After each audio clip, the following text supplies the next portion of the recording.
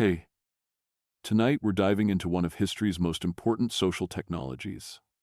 Not agriculture itself, not the invention of the wheel, not even writing, though that's close. We're talking about something that happened after you had food and before you ate it. The feast, the communal meal, the gathering where eating was never just about eating, where bread was never just bread, and where sitting down to dinner could determine your social standing for the rest of your life.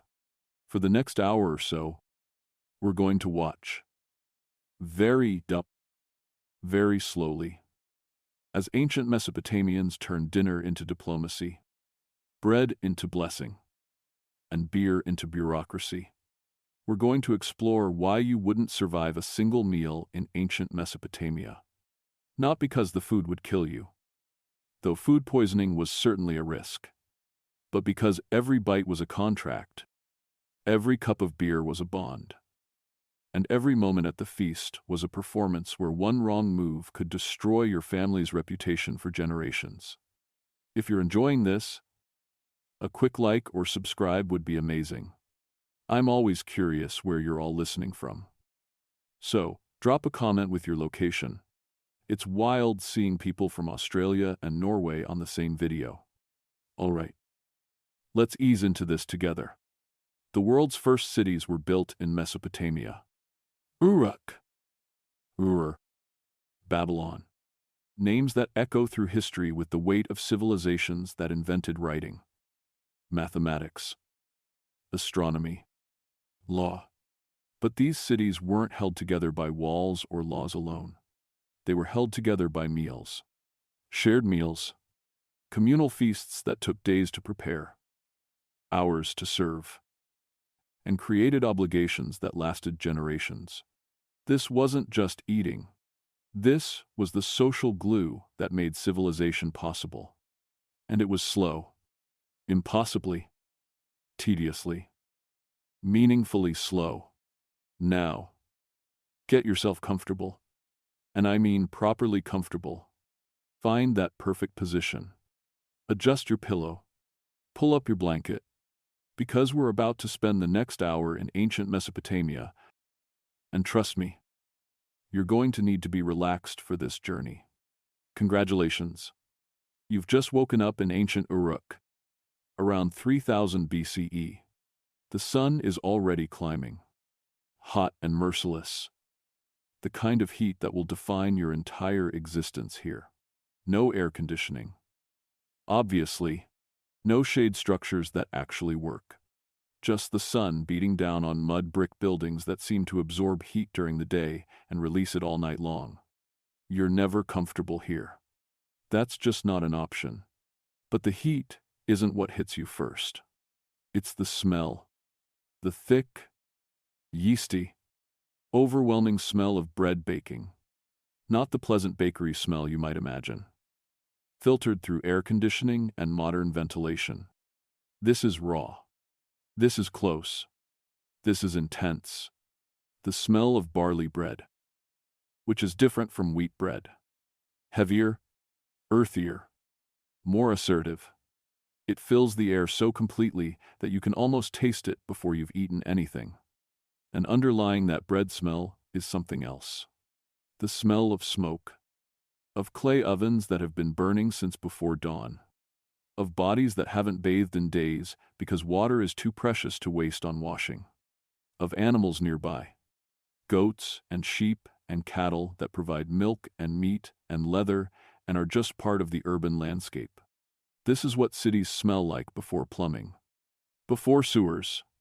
Before anyone has figured out that maybe concentrating 40,000 people in one place requires some infrastructure beyond hoping the rain washes things away. The sound reaches you next. Grinding. Constant. Rhythmic grinding. Women at grinding stones. Pushing grain back and forth. Back and forth. A sound so persistent it becomes almost like silence after a while. Your brain learns to filter it out the way you filter out traffic noise or air conditioning hum in the modern world. But it's always there. The soundtrack of civilization. The sound of grain becoming flour. which will become bread, which will feed the city, which will allow all of this, all of these people, all of this complexity to exist. You reach instinctively for breakfast, expecting to just grab something quick. Maybe check your phone while eating. Scroll through whatever catches your attention. Finish in 5 minutes and move on with your day. Wait. Hold up. There is no quick here. There is no grab and go. There is no eating while doing something else. Every meal is an event. Every act of eating is ceremony. Not because people are pretentious or making things complicated for no reason, but because producing food takes so much time, so much labor, so much coordination, that consuming it casually would be obscene, would be insulting to everyone who made it possible. You're in Uruk, around 3000 BCE, the world's first true city, 40,000 people living in one place, which doesn't sound like much compared to modern cities of millions.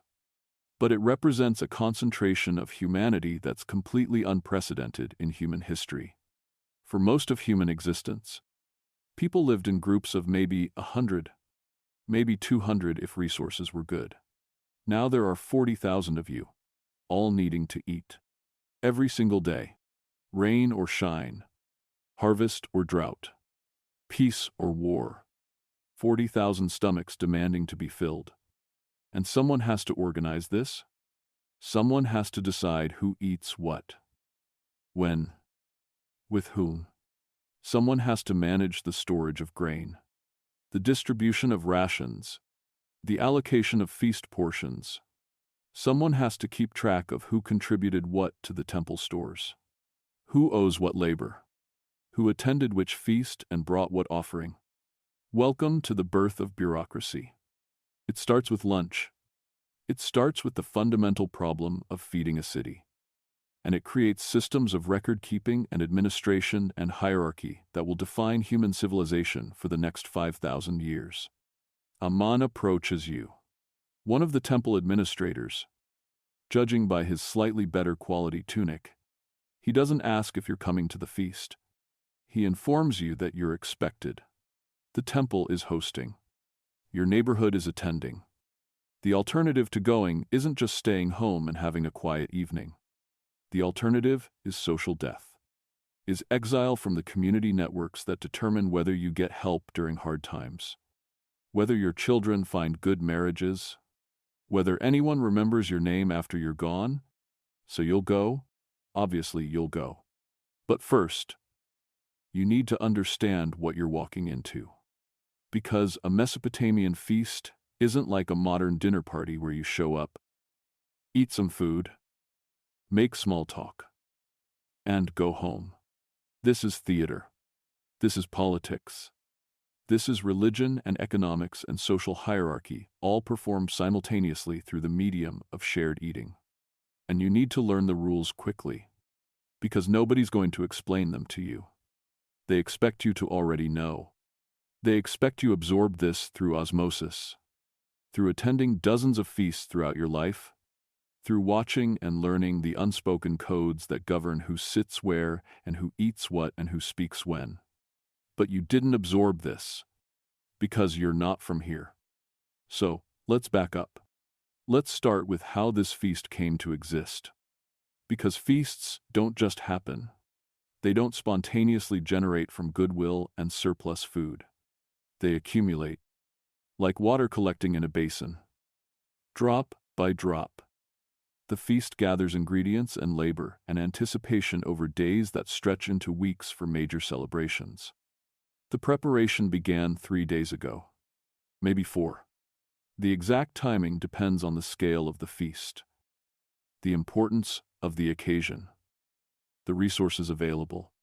For a major temple feast like the one you're about to attend, 3 days minimum, 3 days of work by dozens of people, all coordinating their efforts, all contributing labor that they'll expect to be reciprocated at some future feast they host or attend. It started with the grain. Barley. Mostly. Barley is what grows here. In this hot Dry climate with irregular rainfall and soil that's salty from millennia of irrigation. Wheat would be better. Everyone knows wheat would be better. Wheat makes lighter, softer bread. But wheat is picky, demanding, requires better soil and more water than Mesopotamia can reliably provide. So, barley it is. Barley bread, barley beer. Barley as the foundation of every meal and every feast and every social obligation. The grain comes from temple storage. Massive pithoi. Storage jars tall as a person, holding hundreds of pounds of grain collected as taxes, as tribute, as temple land production. The temple controls the grain supply, which means the temple controls the city. It's not complicated. Whoever has the food has the power. The rest is just details. Women, primarily women, though some enslaved men too. They began grinding this grain into flour 3 days ago. And you need to understand what grinding grain actually means. Because it's not like putting wheat into a modern mill and getting flour in seconds. It's pushing grain between stones. Upper stone, lower stone, push forward. Grain crushes, pull back, push again. Grain crushes more. Do this for hours. For an entire day, if you're preparing feast quantities. Your arms ache. Your back screams. Your hands develop calluses on top of calluses. And the pile of flour grows with glacial slowness. Imagine spending 4 hours pushing grain between stones. Back and forth. Back and forth. The motion so repetitive it becomes automatic. Your mind going somewhere else entirely just to cope with the tedium. Your arms move. Your back bends and straightens. But your thoughts are elsewhere. On your children, on your husband who may or may not come home from the irrigation project he's working on the neighbor who insulted you last week, on anything except the grain turning slowly. So slowly. Into flour. And this is just for bread. Just for the foundation of the feast. The thing people will barely notice because it's so fundamental to every meal. Bread isn't special. Bread is expected. Bread is what you eat when there's nothing else to eat, and what you eat when there's everything else to eat. Bread is air. Is given. Is so basic that its absence would be shocking, but its presence passes without comment.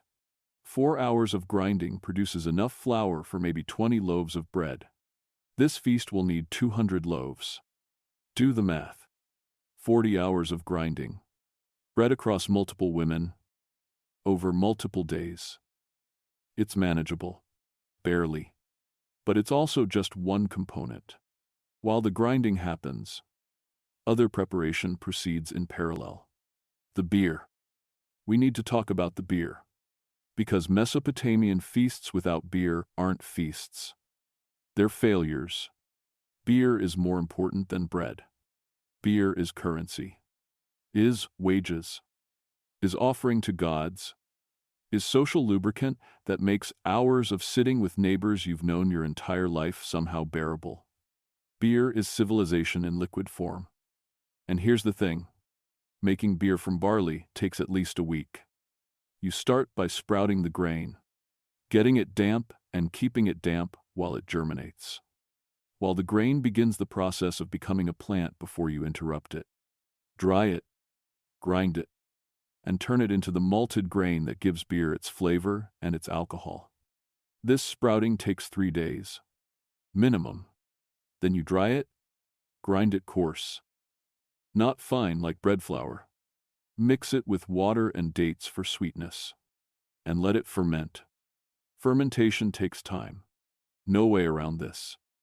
Yeast. Wild yeast that lives in the air and on everything. It needs to consume the sugars in the malted barley and the dates. Needs to produce alcohol and carbon dioxide. Needs to transform sweet grain water into actual beer. This takes 3 to 4 days if you're lucky, and the temperature is right and the yeast is vigorous. Longer if conditions aren't perfect. You cannot rush this. You can pray to the gods for good fermentation, and people do. But you cannot make it go faster through force of will. So the beer that will be consumed at this feast was started a week ago. Someone, probably a woman specialized in brewing, decided that a feast was coming and began the process. Sprouting grain, drying it, grinding it, mixing it, waiting, tasting periodically to make sure fermentation is proceeding correctly, that the beer isn't going sour or developing off flavors that would make it undrinkable. This tasting is an honor and a responsibility. Bad beer can kill people. Literally. Bacterial contamination. Botulism before anyone knew what botulism was. Organisms growing in the fermenting liquid that produce toxins fatal to humans. The taster puts her life on the line, or at least her stomach, testing beer to make sure it won't poison the feast attendees. She tastes, she waits a few hours. If she doesn't get sick, the beer is probably safe. Probably. It's not a perfect system, but it's the best system available in a world without microscopes or germ theory or any understanding of why food sometimes makes people sick and sometimes doesn't. We complain when the microwave takes 3 minutes to heat our food. We feel impatient when the oven needs to preheat. These people spent 3 days making beer. Not because they were inefficient or didn't value their time, because beer making, actual beer making from grain, requires time. Fermentation time. Waiting time. Time you cannot rush unless you want vinegar instead of beer. Or worse, toxic sludge that sends half the feast attendees home with violent illness.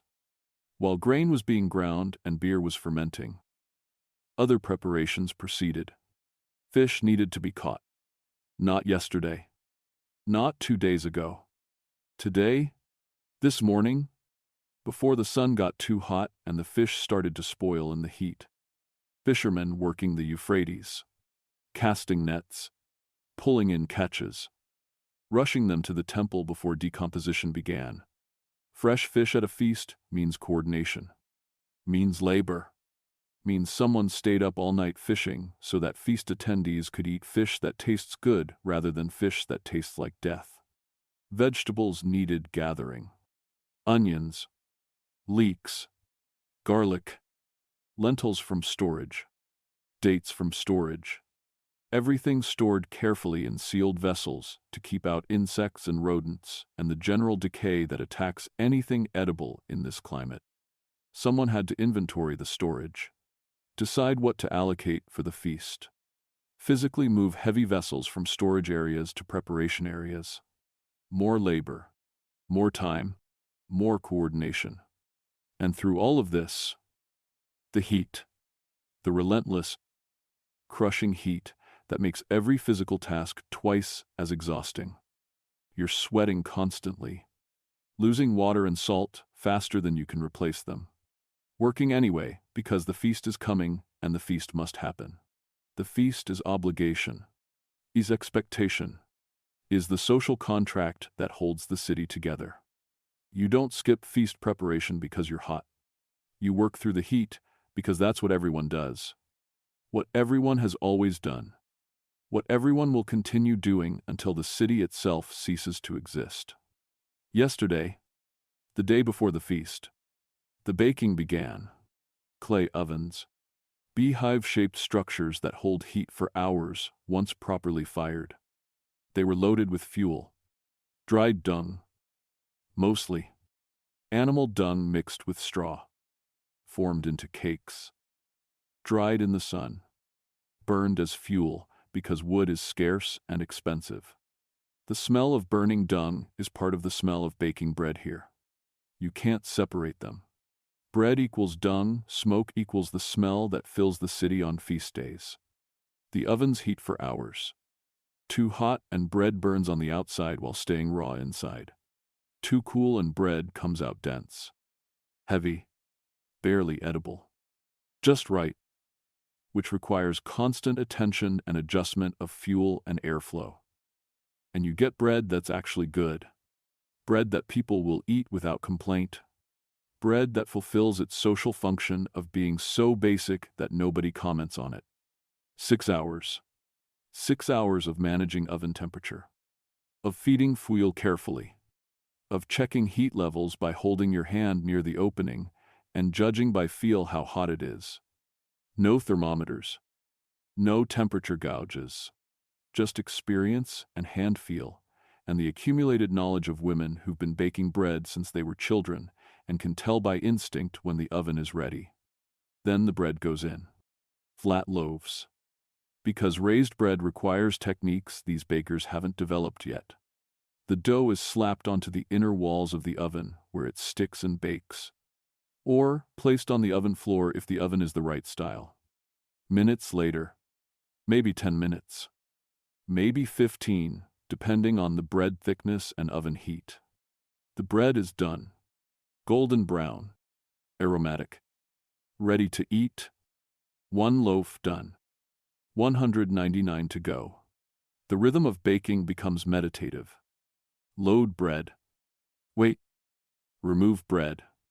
Load more bread. Wait. Remove bread. Over and over. For hours. The women doing this work don't complain. Don't protest.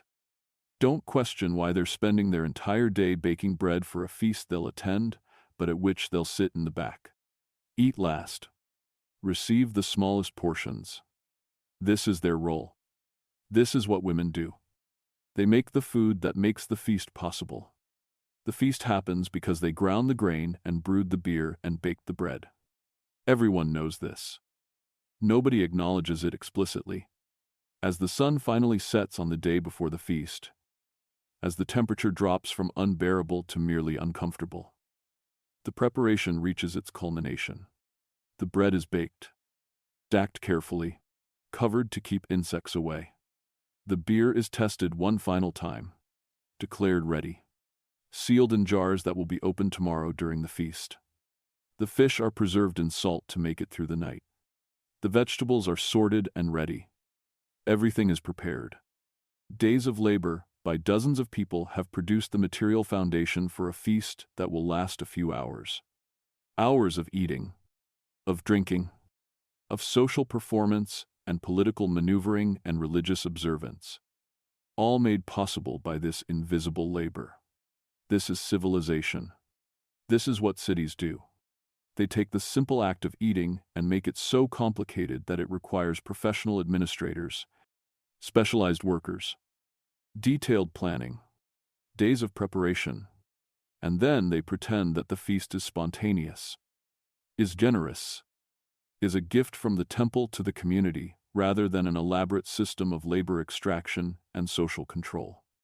You lie down to sleep. If you can sleep in this heat, knowing that tomorrow you'll attend the feast. You'll sit where you're told to sit. Eat what you're given. Perform the social rituals expected of you. You'll do this because everyone does this. Because the alternative isn't rebellion or resistance. The alternative is exile, is being cut off from the social networks that make survival possible in a city of 40,000 people. As you drift towards sleep, you hear, faintly, the sound of grinding stones. Someone is still working, still grinding grain. Because there's always more grain to grind, more bread to make, more feasts to prepare for. The work never ends. The obligations never cease. This is the price of civilization. This is what it costs to live in a city, to be part of something larger than yourself, to participate in the complex web of relationships and duties and expectations that makes urban life possible. And tomorrow, at the feast, you'll see the result. You'll see what all this labor produces. You'll see the social machine in action, converting grain and fish and beer into relationships, into hierarchy, into the invisible structures that organize 40,000 people into something resembling a coherent society. You'll see it. You'll participate in it. You'll contribute to it. And then, in a few months, you'll do it all again. Because the feast is never one feast. It's an endless cycle of preparation and performance and obligation, repeated over and over, generation after generation, until the cycle itself becomes culture, becomes identity, becomes the way things are done and have always been done and will always be done. The grinding stones fall silent. Finally, someone has ground enough flour. For now, tomorrow the work begins again. But tonight, for a few hours, there's rest. Tomorrow, there's the feast. Tomorrow, you'll learn what it actually means to eat in ancient Mesopotamia. What it costs, what it creates, what it destroys. Tomorrow, you'll understand why civilizations are built on bread and beer, and the whispered rituals that transform eating into obligation. Morning arrives not gently but insistently. The sun doesn't ease into the sky here. It climbs fast and hot, announcing its presence with heat that penetrates the mud brick walls of your shelter before you've fully opened your eyes. You've been awake for a while already, lying still, reluctant to begin the day, because beginning the day means attending the feast, and attending the feast means performing, constantly performing, for hours, in the presence of everyone who matters in your social world. You rise because everyone rises, because staying home isn't an option, and even if it were, the social cost would follow you for months, years, possibly. The woman who didn't attend the temple feast, the family that thought themselves too good, or too aggrieved, or too something to participate in communal obligations. That story would be told and retold until it became part of your identity, eclipsing everything else about you. The reality of feudalism, or whatever we want to call this early system, hits you right in the face. You're not exactly excited about spending the entire day watching other people eat first while your stomach growls. But you're going anyway. Because that's what survival looks like when you live in a city of 40,000 people who all need to figure out how to coexist without killing each other. The courtyard where the feast will be held is already filling when you arrive. Not because you're late. You're actually early, arriving as the sun is still low, before the heat becomes truly oppressive. But others are earlier still, the most punctual, the most eager to demonstrate their devotion, or perhaps just the most anxious about securing good positions. They're already here, standing in loose groups, making the kind of small talk that fills time without requiring actual communication. You take your place. Not just anywhere. There's a geography to this gathering, an unspoken map of who stands near whom. Family groups clustered together, maintaining their identity as units even within the larger crowd. Neighbors from your district form a loose association, not quite organized but definitely present as a recognizable group. And carefully, very carefully, people maintain distance from those they're in conflict with. Not obvious distance. That would be insulting. An open declaration of hostility. But enough space that they won't be forced into conversation. Won't be trapped in awkward proximity for the hours ahead. You watch people arriving. This is anthropology in real time. This is seeing social structure made visible through the simple act of people choosing where to stand. The wealthy merchants arrive and immediately command space.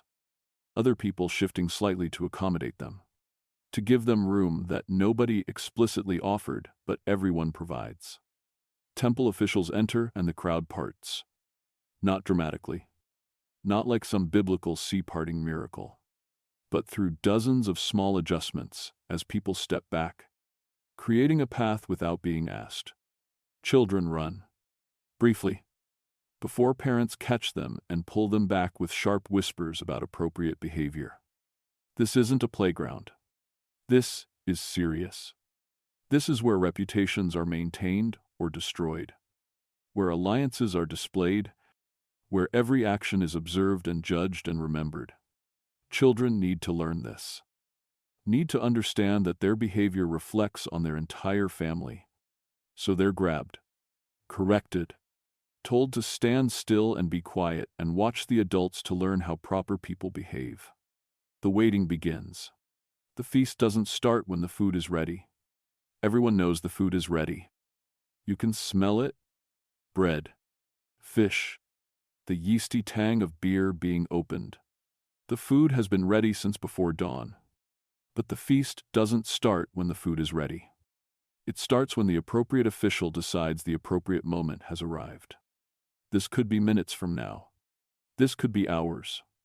Nobody knows. Everyone waits. And here's the thing about this waiting. This isn't passive. It's not like standing in line at the DMV where you can zone out and check your phone. This is active social work. You make eye contact with people you know, not acknowledgement. Occasionally exchange a few words. You very carefully don't make eye contact with people you're avoiding. You watch to see who arrives together, who arrives separately but immediately seeks each other out, who maintains distance despite being in the same social circles. Every interaction, every non-interaction, communicates information. You're reading the social landscape, updating your mental map of who's allied with whom, who's feuding, who's trying to repair relationships, who's signaling new connections. A man you know slightly, a merchant who trades in dates and honey, moves closer to you. Not right next to you. That would be presumptuous. But close enough that conversation is possible. He comments on the weather, which is hot, like it's always hot, like everyone knows it's hot.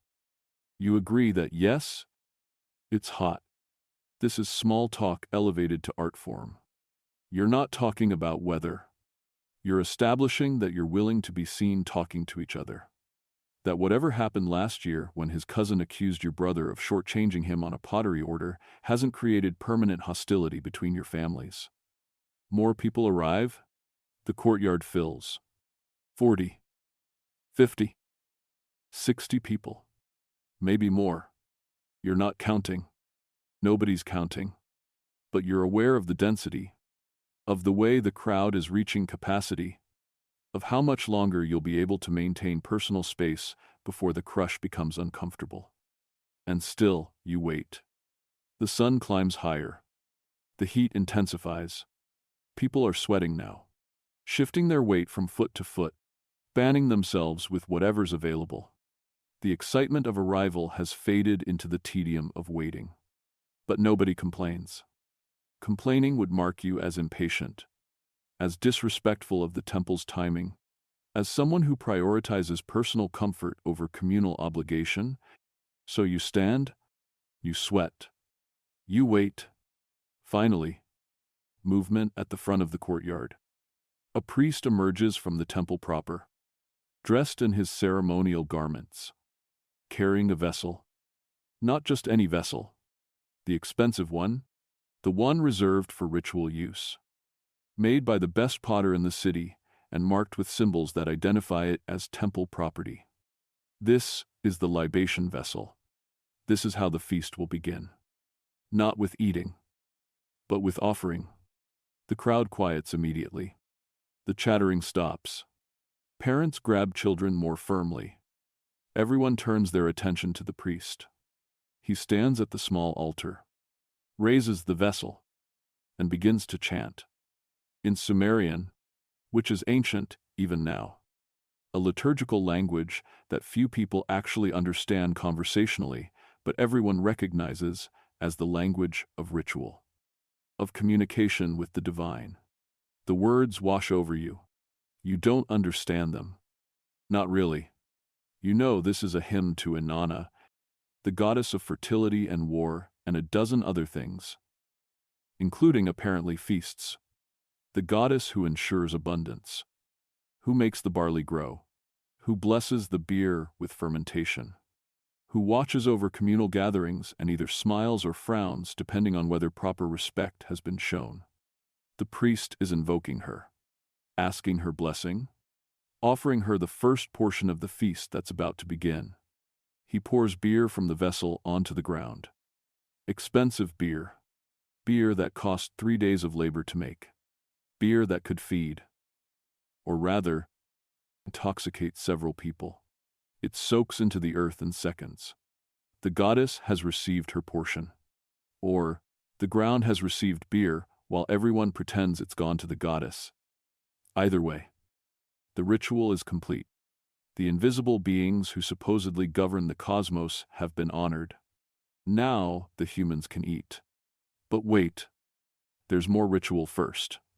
Because of course there is. A priest brings forward a loaf of bread. Not ordinary bread. Special bread. Made with the finest flour, sifted multiple times to remove any bran or coarseness. Baked in a special mold that gives it a shape that signifies its sacred purpose. This bread probably took 8 hours to make from start to finish. 8 hours for one loaf. And it's being placed in front of a statue. A statue of Inanna, gold-plated, wearing elaborate jewelry, seated in a position of honor at the head of the courtyard. Everyone bows. You bow. You watch the statue. The statue does not eat the bread. This doesn't surprise anyone. Nobody actually expects the statue to eat. But the ritual requires the offering, requires the performance of presenting food to the divine before humans can consume it. The bread will sit there for the duration of the feast. And then later, much later, priests will consume it. Because food offered to gods can't just be wasted, can't be thrown away. So it passes to the priests who serve as intermediaries between human and divine. The waiting continues, but now with a different quality. Now you're waiting not for the feast to begin, but for your turn to eat. Because eating doesn't happen all at once.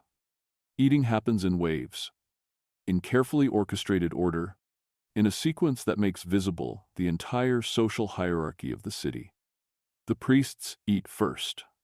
This surprises no one. They're closest to the gods. They organize the feast. They control the food supply. Of course they eat first. They seat themselves. Or rather, they were already seated. On actual chairs, which is luxury most people never experience. Chairs are expensive, are marks of status, are furniture that announces important people sit here. Servants bring them food. And what food? Meat, which most people see maybe once a month if they're lucky. Roasted goat, the smell making your mouth water despite the heat. Despite the long wait. Despite everything. White bread, that specially sifted bread that's soft and light and takes twice as long to make as regular bread. Date wine, which is expensive, which is imported, or at least made from imported dates, which is sweet and strong and signals wealth and connections.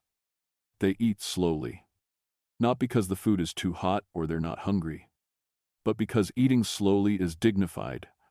Rushing would be undignified, would suggest they're peasants who don't know better, who grab at food like animals.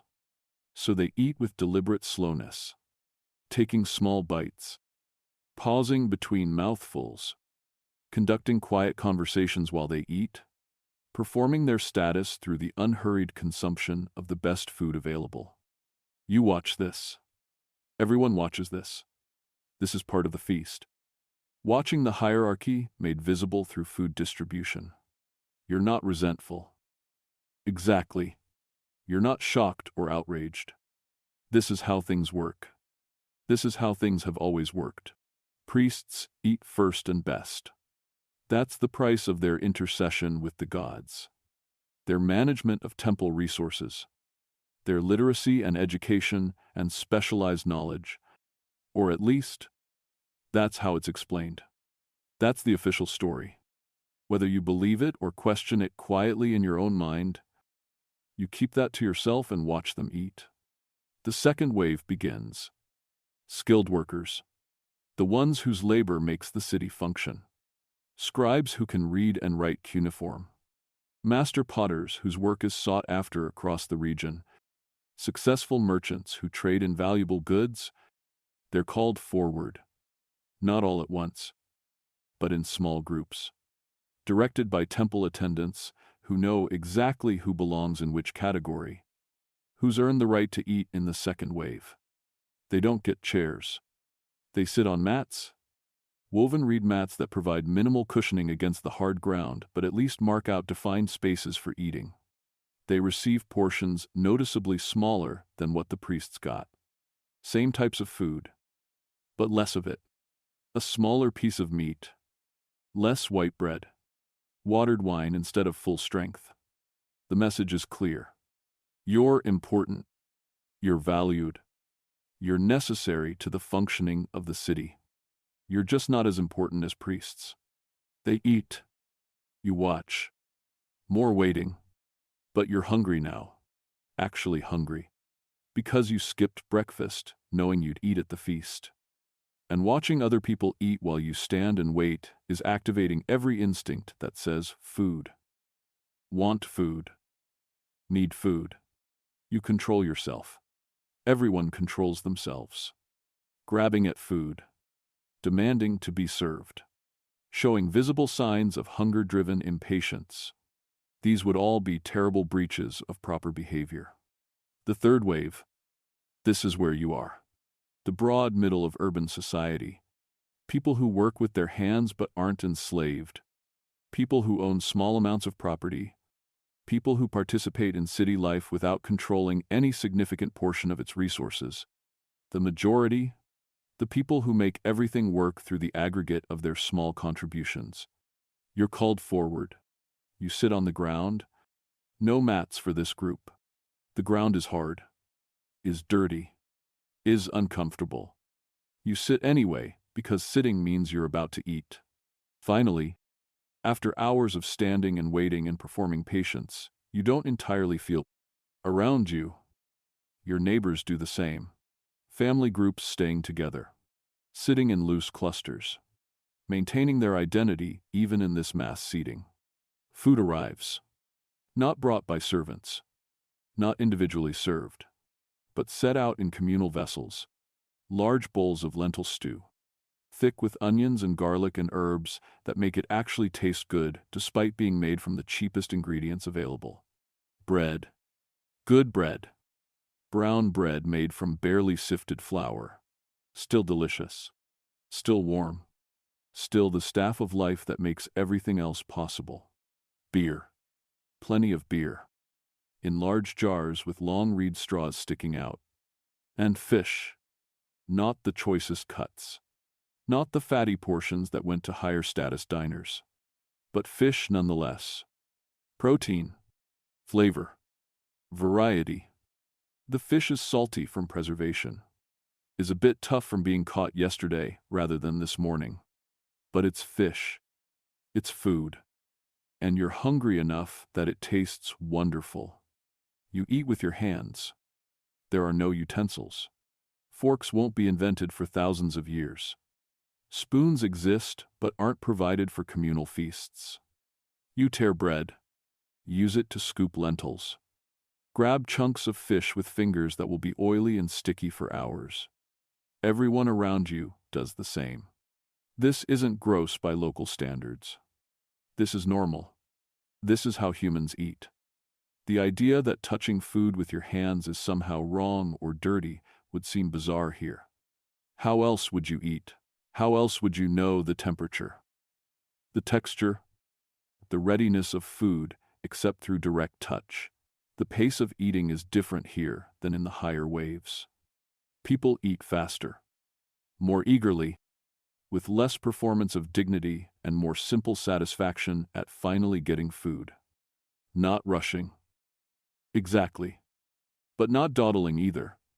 You eat steadily, substantially, filling your belly with bread and lentils and beer.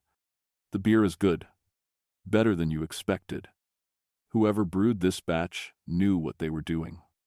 It's smooth, slightly sweet from dates, with that distinctive barley flavor that makes you feel connected to the land, to the grain, to the fundamental cycle of planting and harvesting that makes everything here possible.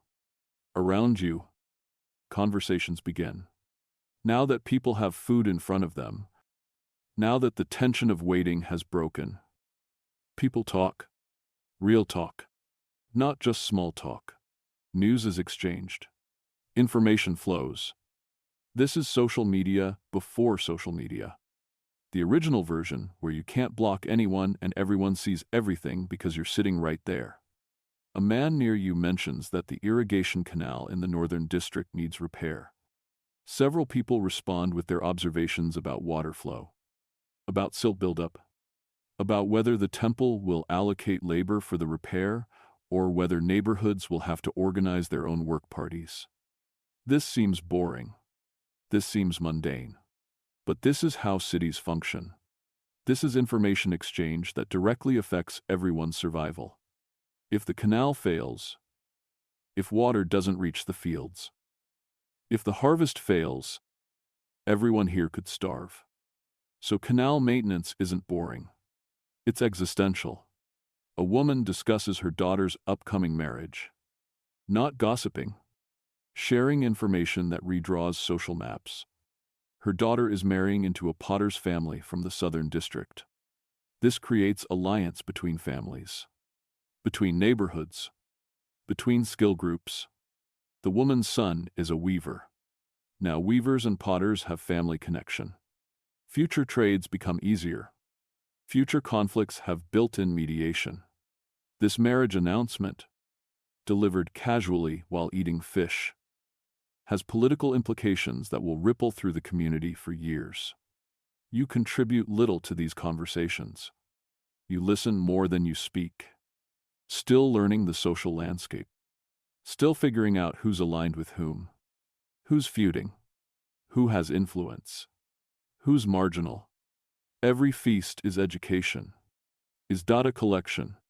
Is the slow accumulation of social knowledge that allows you to navigate urban life without making catastrophic mistakes. The beer jars circulate. You don't drink from individual cups. The beer is in large jars and everyone shares.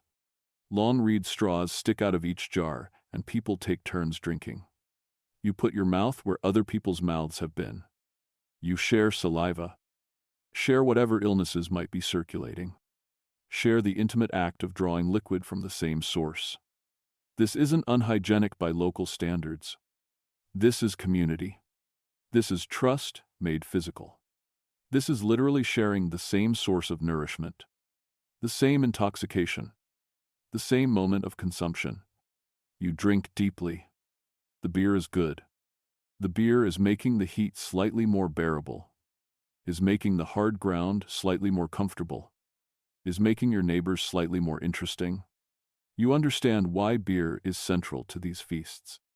Beer doesn't just provide calories and hydration. It provides the social lubrication that makes hours of sitting with the same people endurable. It creates the mild euphoria that transforms obligation into something approaching pleasure. Then it happens. The moment everyone will talk about for weeks. A young man from the Western District, clearly having drunk more beer than his body can process, stands abruptly. His family tries to pull him back down. Too late. He's already speaking. Loudly.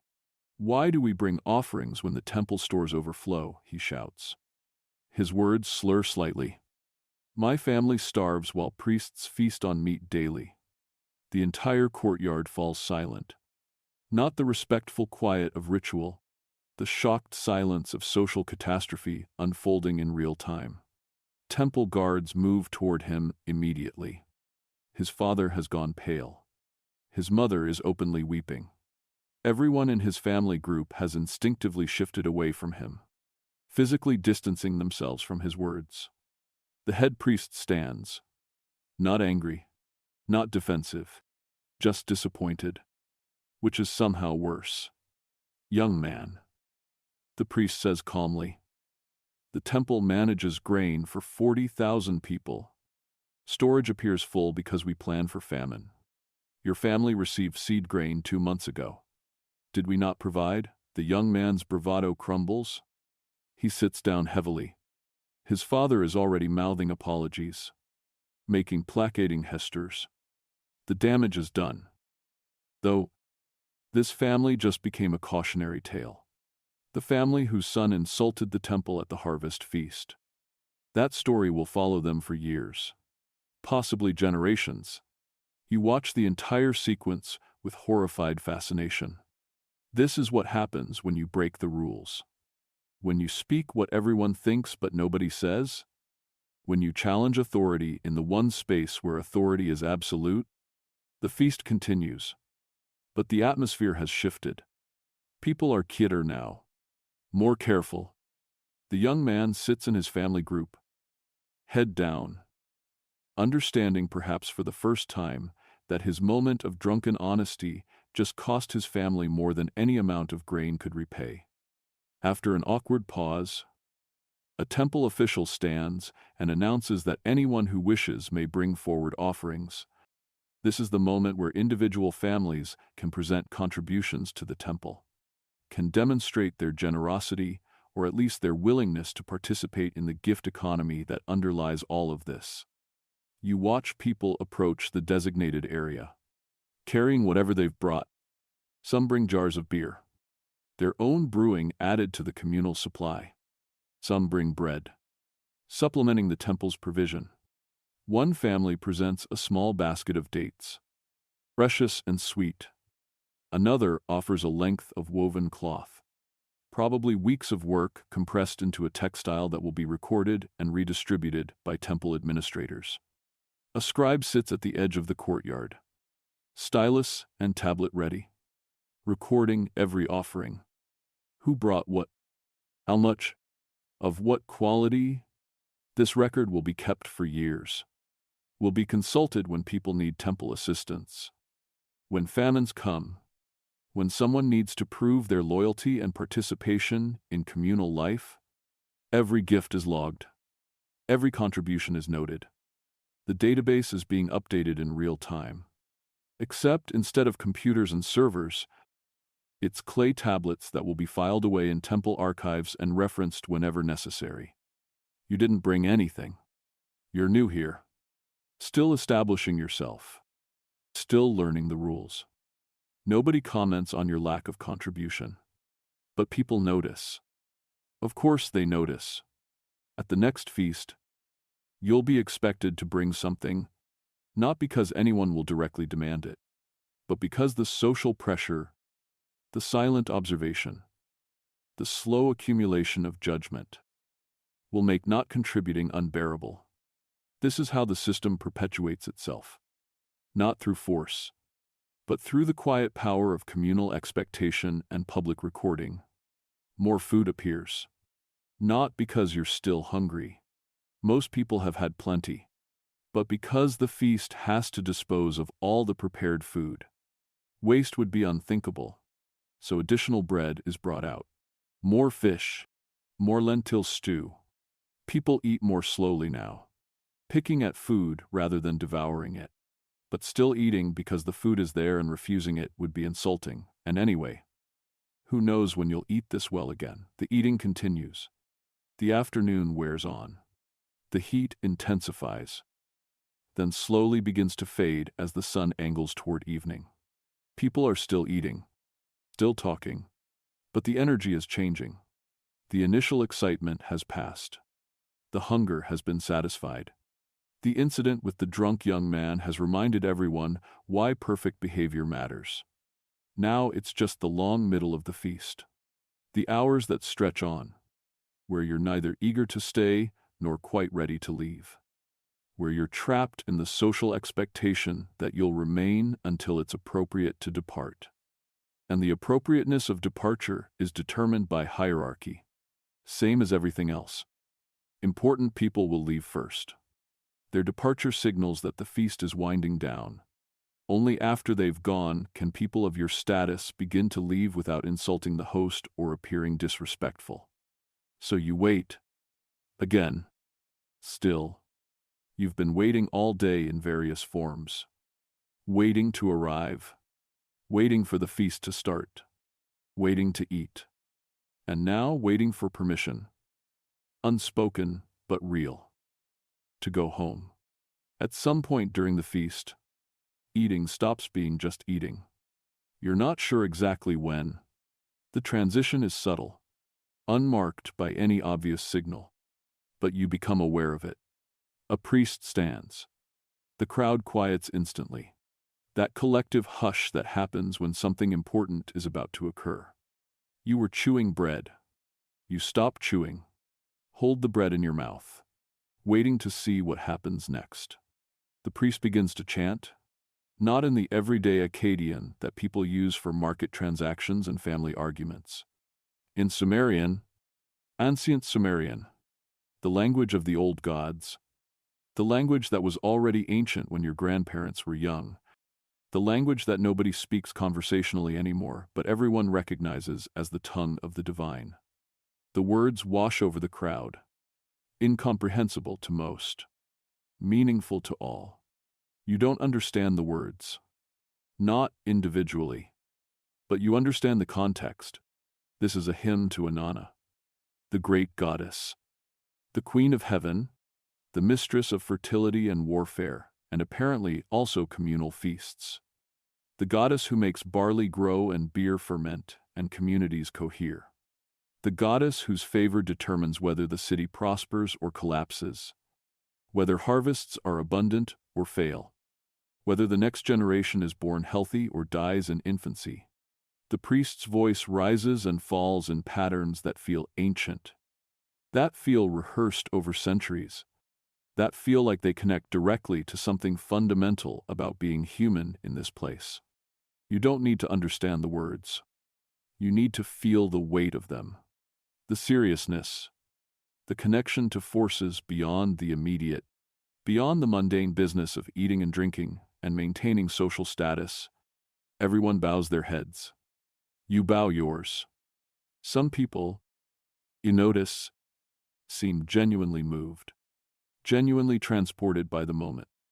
Their eyes closed, their faces composed in expressions of reverence that look real rather than performed.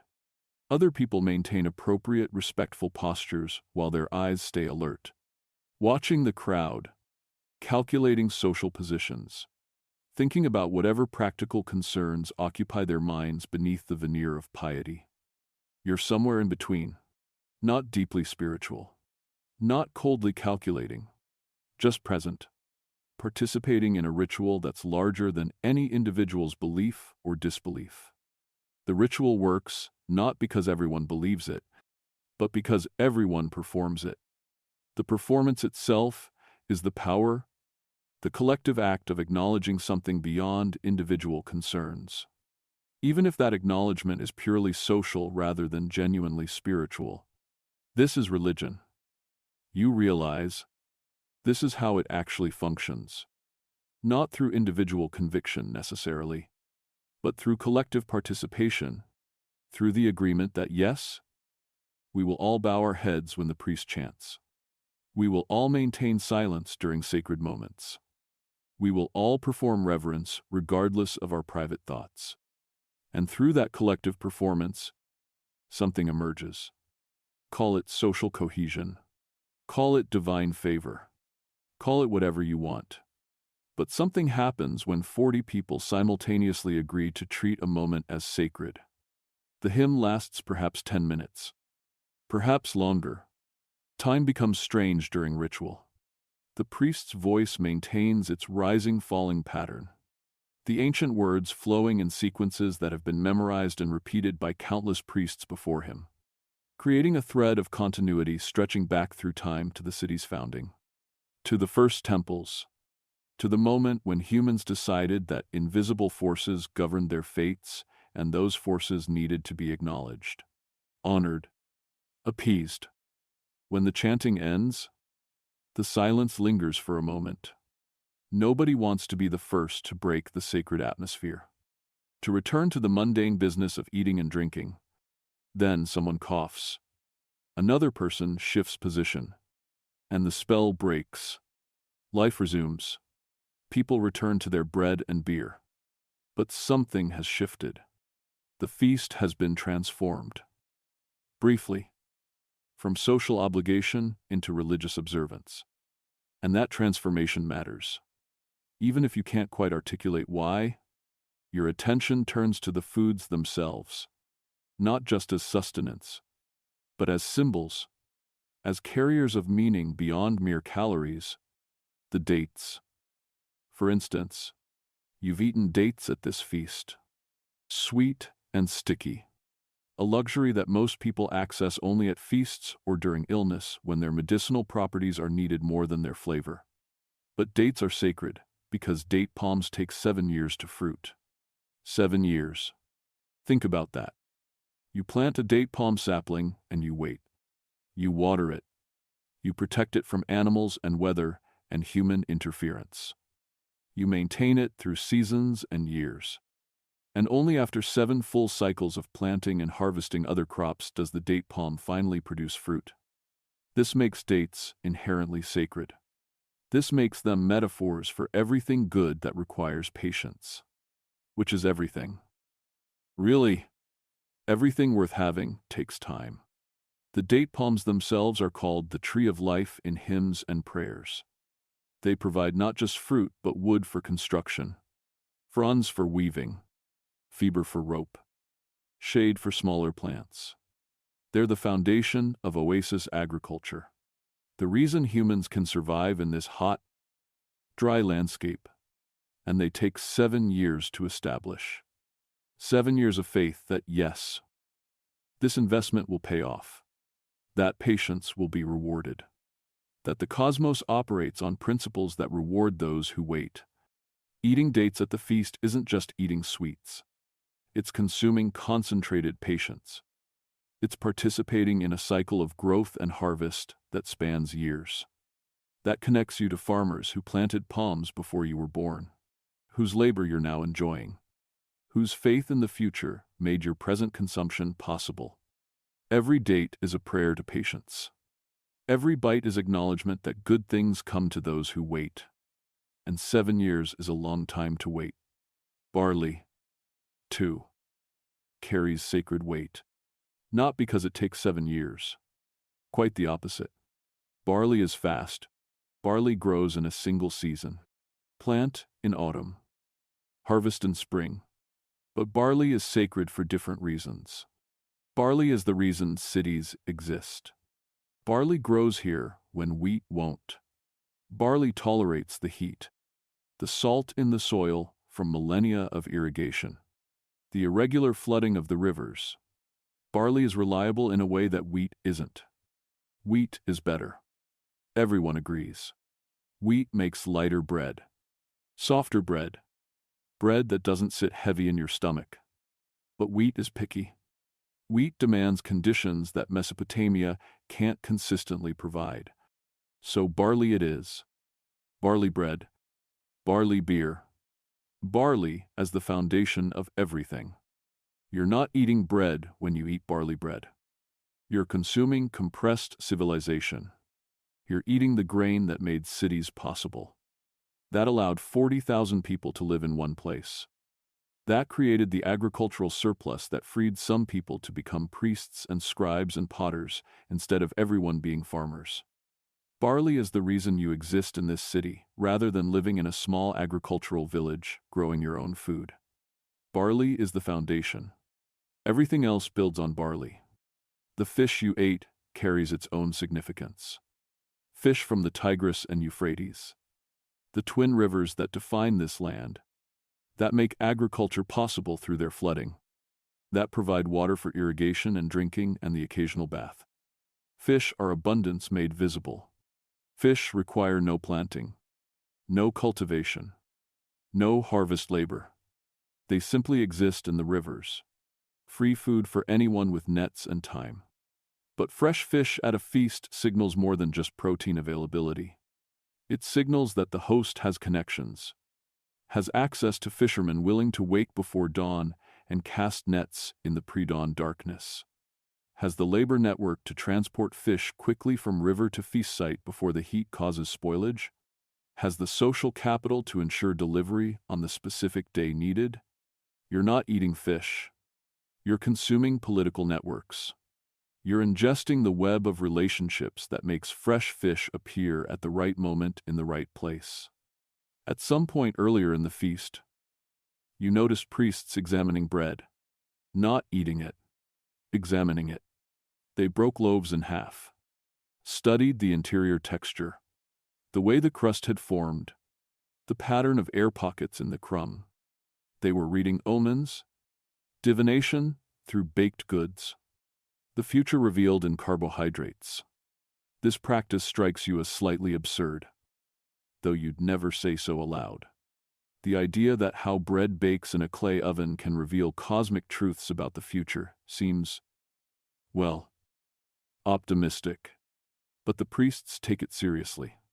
They examine the bread with intense concentration, noting which loaves have good cracks on top, which are too dense, which baked unevenly. Good cracks mean good fortune. Dense crumb means obstacles ahead. Uneven baking suggests social discord. Perfect bread indicates divine approval. The bread looks fine to you. The bread always looks fine.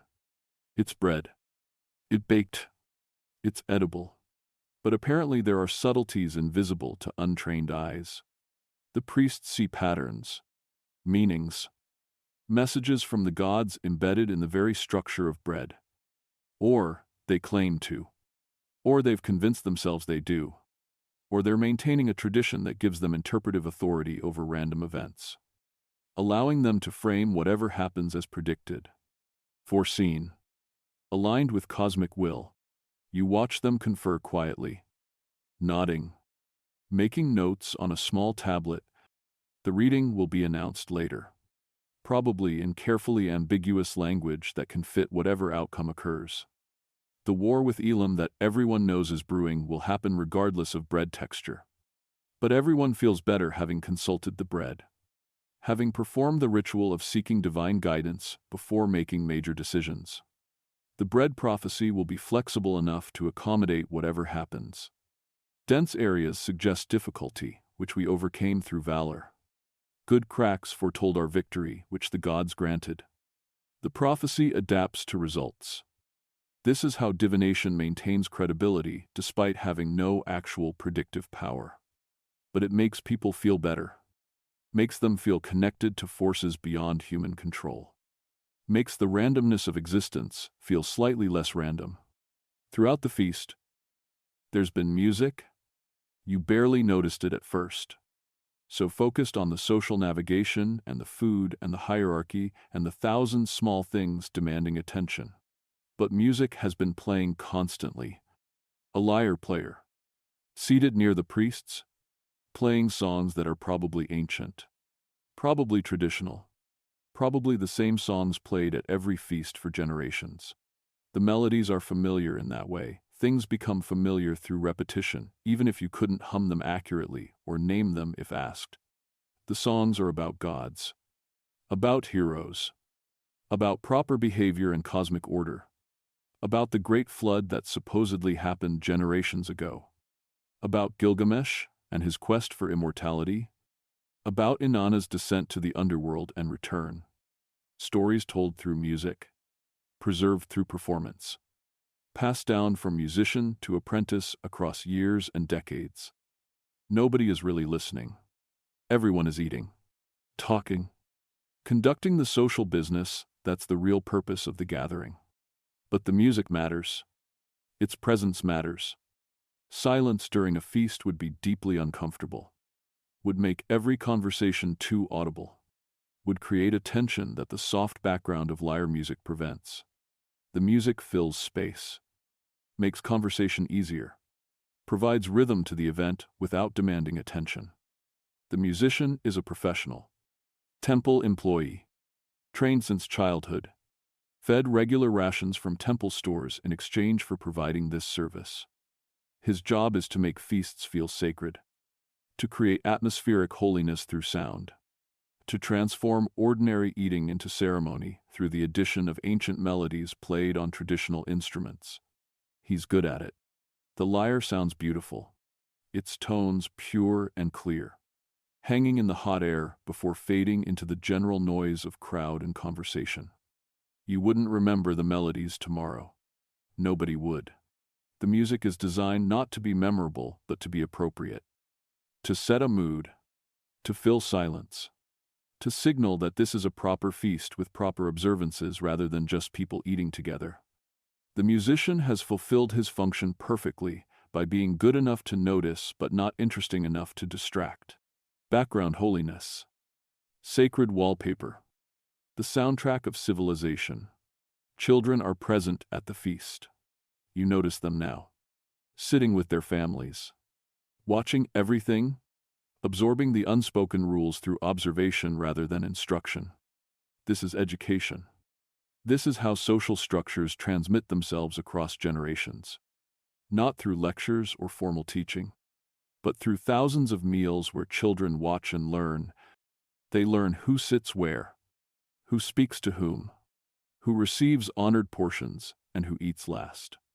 They learn that patience is expected, that grabbing at food is shameful, that your behavior reflects on your entire family. They learn that silence during sacred moments is mandatory, that respect for priests is automatic, that the social order is natural and inevitable rather than constructed and maintained. A small girl, maybe 6 years old, watches intently as her mother accepts a portion of fish from a communal bowl. The mother tears off a piece, hands it to her daughter. The girl eats carefully, slowly, mimicking her mother's dignified pace despite visible hunger. She's learning that eating isn't just about satisfying hunger. It's about performing properly, about demonstrating that you understand the rules, that you can control yourself, that you're worthy of being part of this community. A boy slightly older reaches for bread before being served. His father's hand shoots out, grabs his wrist, not harshly, but firmly. The boy freezes. His father releases him without a word. The message delivered silently. Wait your turn. Don't grab. Control your impulses. The boy's face shows embarrassment, shame, but also understanding. He won't make that mistake again. The lesson has been learned through experience rather than lecture. These small corrections, these quiet teachings, they shape how these children will behave as adults. They're learning hierarchy viscerally, not as abstract concept but as lived reality. Their bodies are learning where they fit in the social order. What behaviors bring approval? What brings correction? By the time they're adults, these rules will feel natural, will feel like common sense rather than arbitrary social construction. That's the power of this kind of education. It doesn't feel like teaching. It feels like discovering truth. As the afternoon deepens and the feast continues its slow progression toward evening, you find yourself reflecting on the strange dissolution of boundaries. The sacred and the mundane have blurred so completely that separating them feels impossible. You've eaten bread and fish.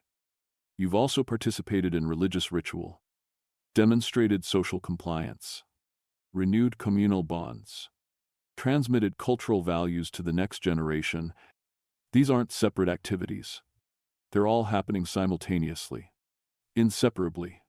The feast is theater, is education, is religion, is politics, is all of these at once, none quite separable from the others.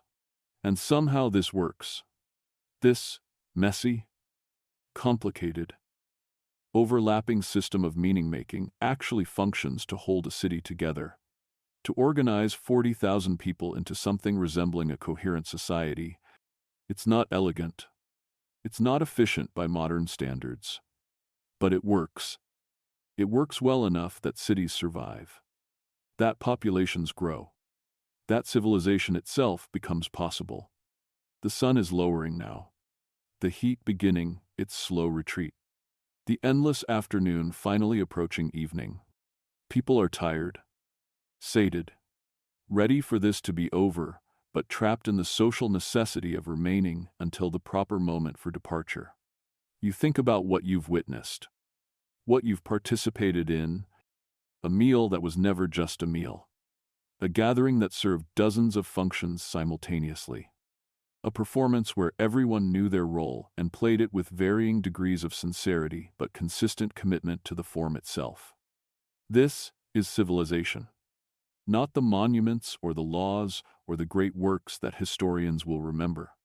But this, the feast, the gathering, the slow conversion of food into meaning, the patient construction of social order through thousands of shared meals where people sit together and eat together and agree, tacitly, that yes, this is how things are done. This is who we are. This is what holds us together. And in a few months, you'll do it all again. Because the feast is never one feast. It's an endless cycle, repeated over and over, generation after generation, until the cycle itself becomes culture, becomes identity, becomes the way things have always been done and will always be done. The whispered rituals that give this evening its structure, its meaning, its power. They're not loud or dramatic. They're subtle. They're in the quiet moments between official proceedings, in the unspoken agreements that govern behavior, in the collective performance that transforms eating into something more than mere consumption. As darkness approaches and departure finally becomes socially acceptable, you carry with you a new understanding. Not of ancient Mesopotamia specifically, but of how humans create meaning, how we build societies, how we transform the mundane necessities of survival into elaborate systems of significance that make life feel purposeful rather than merely endurable. The feast ends, but its effects ripple forward. In obligations created, in relationships reinforced, in lessons learned by children who will grow up to teach their own children these same whispered rituals, these same quiet performances, these same ways of being human together in cities too large for everyone to know everyone else. The grinding stones will turn again tomorrow. The bread will be made. And eventually, there will be another feast, another gathering, another opportunity to participate in this ancient social technology that turns food into connection, eating into obligation, and mere survival into something approaching meaning. As the sun finally begins its descent and the crushing heat starts to ease, something shifts in the feast's atmosphere. The sacred portion is complete. The priests have finished their bread divination. The hymns have been sung. Now comes the other essential function of these gatherings, the part that arguably matters more to most people's daily lives than any religious ritual. The feast as courthouse. The feast as negotiation table. The feast as the place where actual community business gets done. An elder stands, one of the neighborhood leaders, a man whose gray hair and missing teeth mark him as someone who's survived long enough to accumulate wisdom. Or at least, that's the theory. He raises his hand for attention. The conversation around you gradually quiets. We have a matter that requires community witness, he announces. His voice carries across the courtyard without shouting, a skill developed through years of managing gatherings like this. Two neighbors bring a dispute. Let them speak. This is it. This is what you've been waiting for without quite knowing it. This is where the feast transforms from religious ceremony and social performance into something else entirely. Something more practical, more immediate, more consequential for everyone watching. Two men step forward from the crowd. You recognize them vaguely. Neighbors from the eastern section of the city. One is a potter. The other, you think, works in textile production. They don't look at each other as they move to the center of the space that's naturally formed, everyone else pressing back slightly, creating an arena. The dispute, the elder continues, concerns a wall, a boundary wall between properties. The potter claims encroachment. The weaver denies it. We will hear both sides. Then we will decide. A boundary wall dispute. You suppress a sigh. This could take hours. But then you notice how intently everyone around you is watching. How still the crowd has become. This isn't boring to them. This is critical. This is how property rights get defined, how conflicts get resolved, how the invisible lines that organize urban space get drawn and redrawn. The potter speaks first. His voice is steady, controlled. You can tell he's rehearsed this. For 20 years I have lived in my compound. He begins. 20 years, with my wall standing in the same place. 3 months ago, my neighbor began construction. A new storage room. The wall of this room extends past the boundary. 6 inches into my property. 6 inches of my land. Taken without permission. 6 inches. That's what this is about. You fight the urge to laugh. 6 inches of mud brick wall. But nobody else seems to find this trivial. They're all listening intently, weighing his words, judging his case. I asked him to correct this. The potter continues. To rebuild the wall in the proper place. He refused. So I bring this matter before you. Before witnesses. Let the community decide who is right. He steps back. The elder nods. And your response, he asks the weaver. The weaver steps forward. His jaw is set. Defensive. But trying to appear reasonable. I deny nothing. He says, I built a storage room. This is true. But the boundary has never been clear. There is no formal marker. No stone placed by official measurement. The wall I built follows what I believe to be the proper line. If anything, I have built within my own property, perhaps even 6 inches inside my boundary, not beyond it. Interesting. 2 completely opposite versions of reality, both delivered with confidence, both implicitly appealing to community memory and custom rather than any written record or official measurement. Do you have witnesses to the original boundary? The elder asks the potter. I do. The potter says immediately. My mother's brother remembers when both compounds were first established. He will swear that the boundary has always been where I claim it is. The uncle steps forward. An old man, bent with age. He nods solemnly. I was here when these homes were built. He says. His voice quavers slightly. The boundary was marked with posts then, long since rotted away. But I remember. The line ran where the potter says it does. The weaver looks frustrated. And I have a witness as well. He counters. The stonemason who helped with my construction, he measured carefully, used traditional methods, consulted with elders before we began. He will testify that we built correctly. The stonemason steps forward. Younger, more vigorous in his defense. The boundary is ambiguous. He states, without formal markers, we must use traditional measurements. Distance from the street, relationship to the canal line. By these methods, the wall stands where it should. Perhaps the potter has forgotten the exact position over 20 years. Memory is unreliable. You watch this unfold with growing fascination. 2 witnesses, 2 versions of truth, both claiming traditional knowledge, both appealing to methods of measurement that are apparently flexible enough to support completely contradictory conclusions.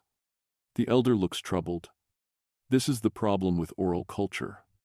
With boundaries defined by memory and custom rather than written deeds and measured plots, everything becomes interpretation. Nothing is certain. Are there others who remember the original boundary? The elder asks the wider crowd. Several people shift uncomfortably. This is dangerous ground. Testifying means taking sides, means making enemies. But a few brave souls speak up.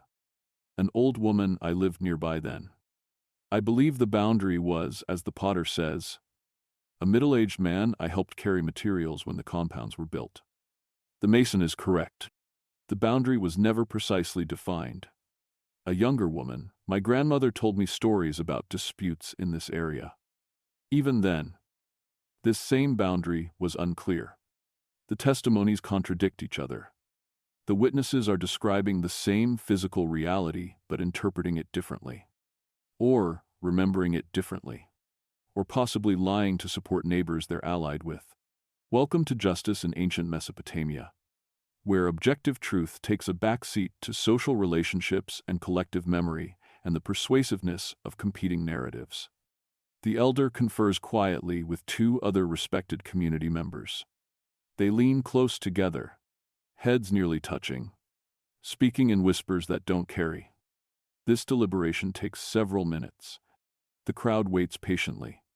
You notice people eating while they watch, drinking beer, making quiet comments to their neighbors. This is entertainment as much as it is judicial proceeding. Finally, the elder straightens, addresses both men. The boundary is unclear. He pronounces, "This much is certain. Both of you have some justification for your positions. Therefore, we propose this solution. The wall will be adjusted, not to where the potter demands, not to where the weaver has built, but to a line exactly between these two positions, 3 inches from where the potter claims the boundary sits, 3 inches from where the weaver built his wall." Neither man looks happy, but both nod acceptance. Because this is the genius of the solution. It's not about who's right. It's about splitting the difference, making both parties equally dissatisfied, and therefore, paradoxically, making both parties feel that justice has been served. The boundary will be formally marked. The elder continues. Stones set in the ground. Witnessed by this assembly, no more ambiguity, no more disputes. Both of you will share the cost of the stones and the labor of proper marking. The potter and weaver exchange glances, not friendly, but resigned. They both bow to the elder, acknowledge the judgment. The matter is settled. The crowd erupts in soft murmurs of approval, not because anyone thinks perfect justice was achieved, but because conflict was resolved without violence, without permanent rupture, without one party being completely crushed. This is success in community terms. Peace maintained through compromise. You realize you've been holding your breath. The tension was greater than you'd noticed. The stakes higher than 6 inches of wall might suggest. Because this wasn't really about property. This was about precedent.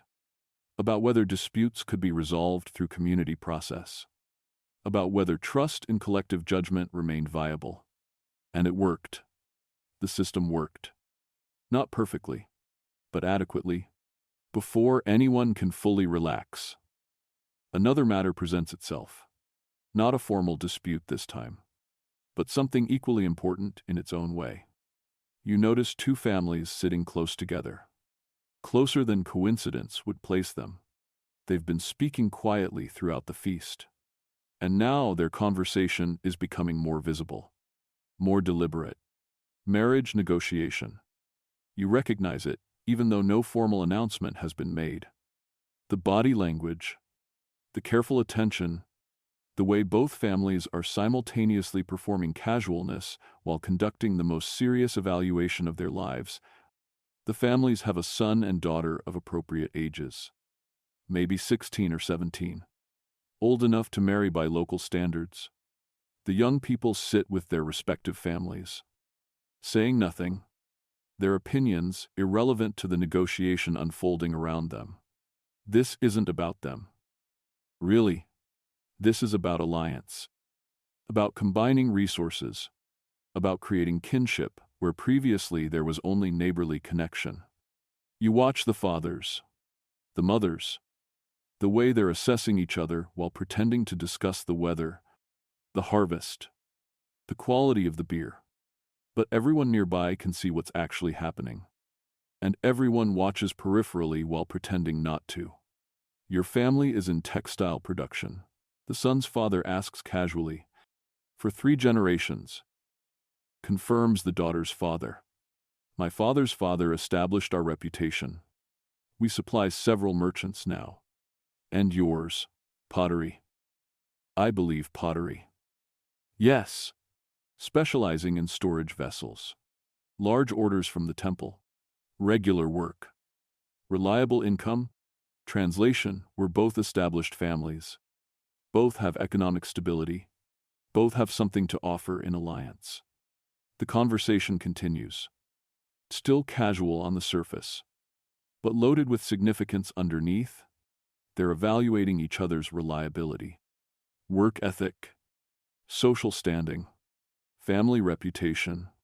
Can this family pay debts? Do they honor obligations? How do they treat neighbors, employees? What happens when they drink too much beer? All of this being assessed through indirect observation, through questions that aren't really questions, through the performance of normal conversation that carries enormous weight. The mothers are conducting their own parallel evaluation, watching how the daughter carries herself, whether she's respectful, capable, healthy, whether the son seems strong, responsible, whether either young person shows signs of problems that might make marriage difficult. Neither the son nor daughter speaks.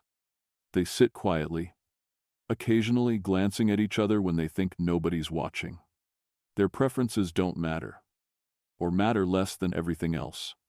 Marriage is economic arrangement, political alliance, the joining of productive capacity for mutual survival.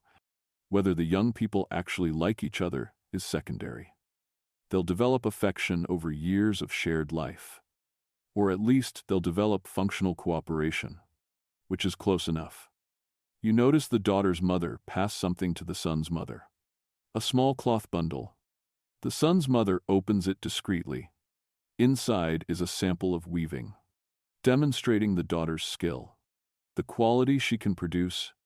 This is her resume, her qualification for consideration as a wife. The son's mother examines the cloth, nods slightly, passes it back. Acceptable quality? Negotiations can continue. This process will take weeks, months, possibly multiple feasts, numerous conversations, gradual building of trust and understanding. But the foundation is being laid now.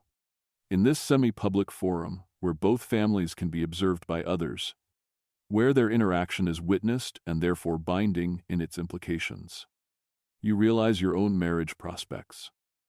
If you stay in this city long enough to establish yourself, will follow similar patterns. These feasts are where such evaluations happen, where families assess each other, where alliances form through careful observation and careful performance. Your behavior at every feast contributes to your marriageability, your value in the social marketplace. Every meal is an audition. Every interaction is data that others collect and remember.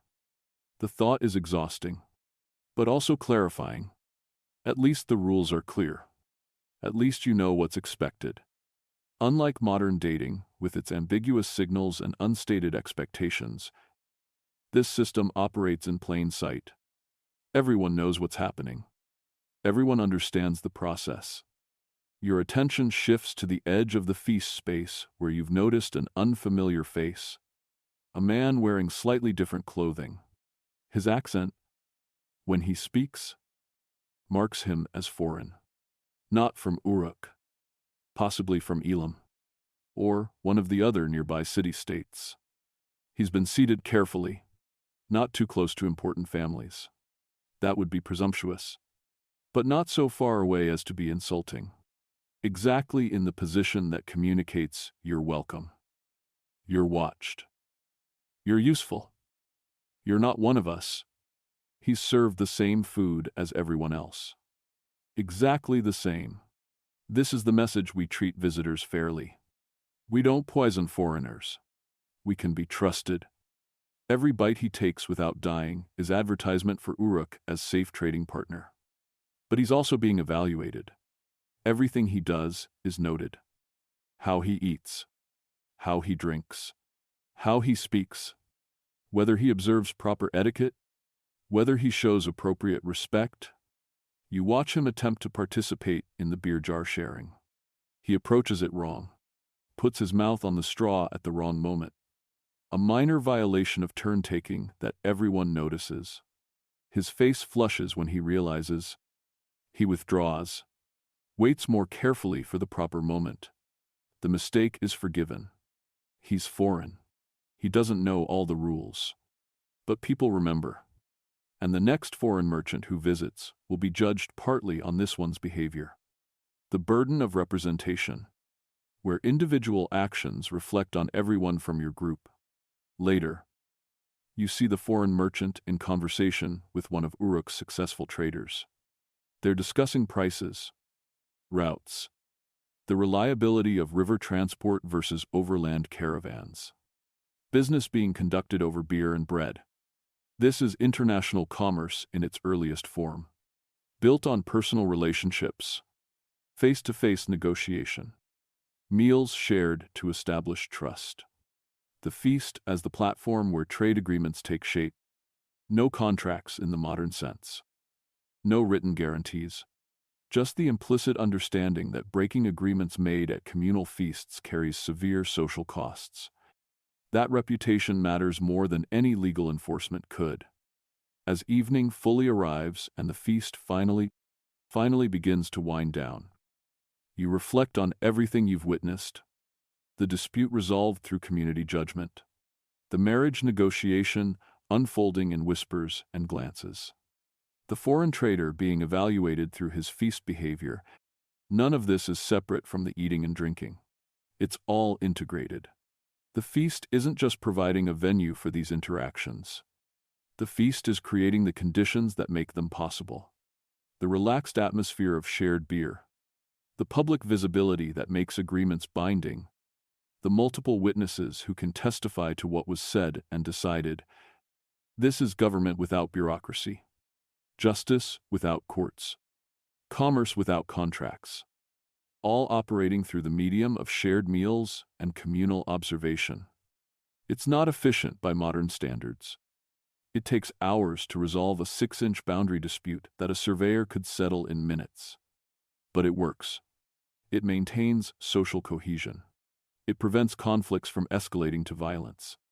It creates webs of obligation and reciprocity that make urban life possible.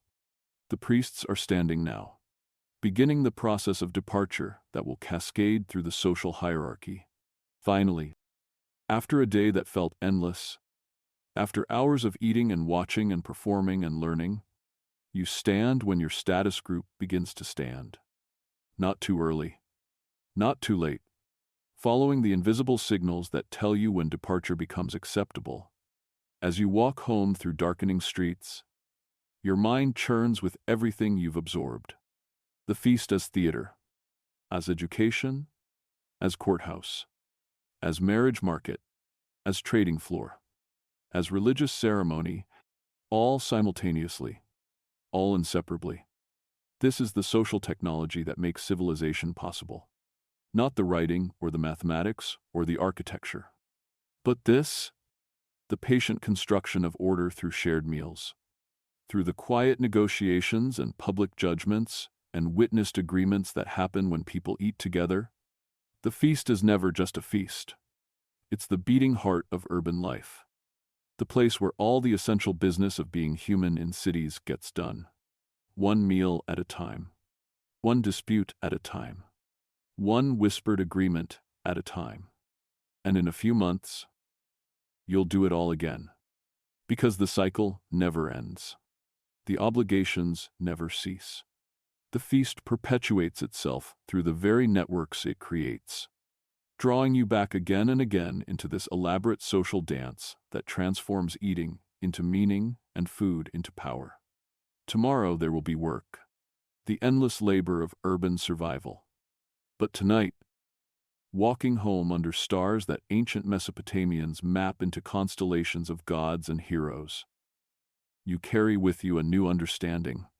You've seen how societies actually work, not through the grand narratives historians will tell, but through the quiet moments, the whispered negotiations, the collective judgments that happen over bread and beer, the slow accumulation of agreements that turn a collection of strangers into something resembling a community. The feast is wisdom compressed into ritual. Social engineering disguised as hospitality, the oldest technology for turning individuals into societies. And it still works. Thousands of years later, The same patterns recurring. The same functions served. The same quiet power operating beneath the surface of shared meals. You understand now why the feast matters. Why preparation takes days. Why attendance is mandatory. Why every moment is fraught with significance. Because this is how 40,000 people learn to live together without killing each other. This is how civilization builds itself. One meal at a time. One obligation at a time. One whispered ritual at a time. The feast doesn't end so much as it gradually dissolves. There's no announcement. No formal dismissal. Just a slow unraveling as people begin to drift away in carefully observed order. The hierarchy that governed eating now governs departure. Important people leave first. Their exit signals that the event is concluding. Everyone else follows in waves. Each group waiting for the one above them to clear out before making their own move.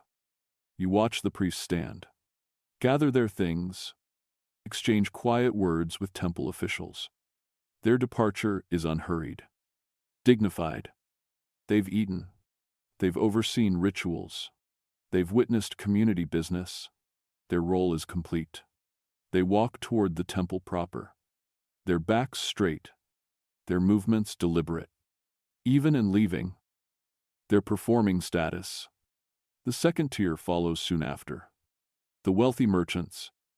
The master craftsmen. The scribes. They stand with similar dignity if less ceremonial weight. They've eaten well. They've been seen eating well. That matters almost as much as the actual consumption. They nod to neighbors. Make final comments. Begin their departure. Now it's your turn. Your group. The broad middle of urban society. You stand with your neighbors. Your legs stiff from sitting so long on hard ground. Your stomach uncomfortably full. Your mind tired from hours of constant social awareness. Constant performance. You don't just walk away. That would be rude. You have to acknowledge the host, which in this case is the temple, which means acknowledging whatever priest is designated as the official host of this particular feast. You approach with others from your group. Bow slightly. Express gratitude in the formal phrases everyone uses. The priest nods, accepts your thanks, marks you mentally. You suspect, as having fulfilled your obligation. You've attended. You've eaten. You've shown proper respect. The social contract has been honored. As you leave the courtyard, you glance back. The scene is changing rapidly.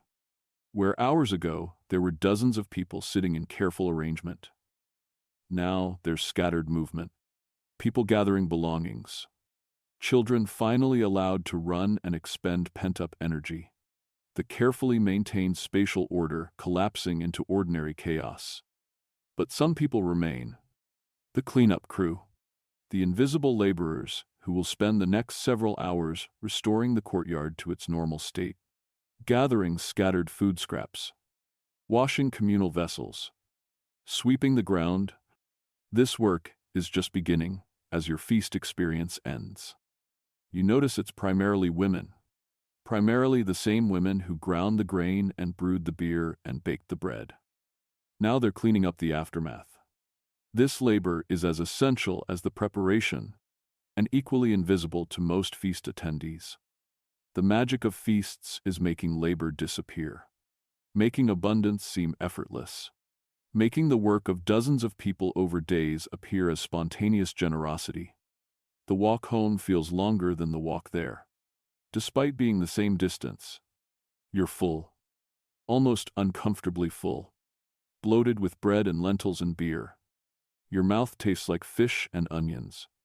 Your fingers are still sticky despite rubbing them with sand to clean them.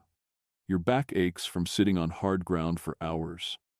You're exhausted, not from physical labor, though that's part of it, but from the mental effort of constant social awareness, constant navigation of unspoken rules and invisible hierarchies, constant performance of appropriate behavior. It's a different kind of tired than the bone-deep fatigue of fieldwork, but it's just as real. And yet, you're also satisfied in a way that has nothing to do with food. You've participated. You've been seen participating. You've been recorded as present, as properly respectful, as a functioning member of urban society, for the next few months, until the next major feast. You can relax slightly. You've fulfilled this obligation. You've paid this social debt. You can coast on the credit that attendance has earned you. The evening air is cooler now, almost pleasant, the city quieter, people returning to their homes, the streets emptying as families retreat into private spaces after hours of compulsory publicity. You pass others from the feast, exchange nods, maintain the social connections that were reinforced today. At home, your family gathers, comparing experiences. Your mother attended with your sister, your father with your younger brother. Everyone has observations, comments, gossip about what they saw and who said what and which families seem to be negotiating alliances. This is the feast's second act. The processing, the analysis, the incorporation of today's data into the constantly updating mental map of community relationships. Who's rising in status? Who's falling? Who made mistakes? Who performed brilliantly? This information matters. Knowing the social landscape is survival knowledge in a city of 40,000 people. Did you see the potter's dispute? Your mother asks. 6 inches. Imagine making such a fuss over 6 inches. But it's not really about the inches.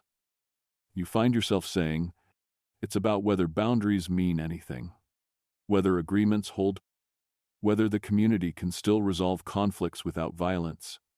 Your mother looks at you with mild surprise, as though noticing for the first time that you've been paying attention, that you understand something beyond mere eating and drinking. The boy who insulted the temple, your sister adds, her voice dropping to a whisper. Her eyes are wide. That family is ruined, absolutely ruined. No one will ally with them now. Their daughters will never find good marriages. Their sons will get the worst labor assignments. All because he drank too much beer and said what everyone thinks but nobody says. This is the other lesson of the feast. The cautionary tales, the examples of what happens when you break the rules. This story will circulate for weeks, months, maybe years. The family whose son insulted the temple at the harvest feast. That story will follow them for generations. Your father is quiet, processing his own observations. Finally he speaks. The foreign merchant. He says, "Did you notice how uncomfortable he was? How he didn't quite know the rituals?" Everyone nods. The outsider is always a useful point of reference. Makes you appreciate how much knowledge you possess just from being part of this community. How many unspoken rules you've absorbed through years of attendance. The foreign merchant's small mistakes made him visible in ways that proper performance never would have. That night, sleep comes easily despite the unfamiliar sensation of a full stomach. Your body is tired in that pleasant way that comes from a long day of social activity rather than physical labor. Your mind is tired in the way that comes from processing enormous amounts of social information. You drift off thinking about everything you witnessed, everything you learned, and you dream of feasts, of endless preparation, of grinding grain and brewing beer, of hierarchies made visible through food distribution, of disputes resolved and alliances formed. The feast has permeated your consciousness, become part of how you understand the world. The next morning brings clarity about what yesterday's feast actually created. Obligations, a web of them, invisible but real. You ate food provided by the temple. You participated in communal activities. You witnessed disputes and negotiations. All of this creates debt, not monetary debt. Social debt, the kind that can be called in at any time. You now owe the temple. Maybe labor during harvest. Maybe attendance at future rituals. Maybe loyalty if temple politics get complicated. The debt isn't specified. That's what makes it powerful. Ambiguous obligation that can be called in whenever convenient. And you're already thinking about your own eventual feast. Because that's how this works. You've been fed by others. You've participated in their hospitality. Eventually, you'll need to reciprocate, to host your own gathering, to provide food and beer and create obligations in others, just as obligations have been created in you. The thought is daunting. How will you afford it? Where will you get enough grain?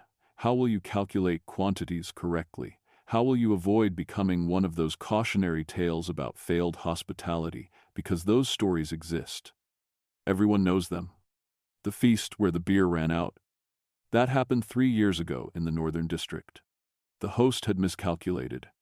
Halfway through the evening, the beer supply was exhausted.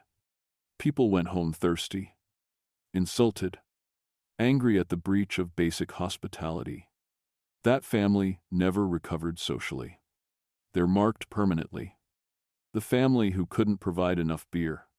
Their children have difficulty finding marriage partners. They're excluded from important gatherings. One failed feast destroyed their social standing for a generation. Or the merchant who served spoiled fish. The preservation had failed. Half the guests became violently ill. Nobody died. But the reputation damage was catastrophic. Nobody trusts his hospitality now.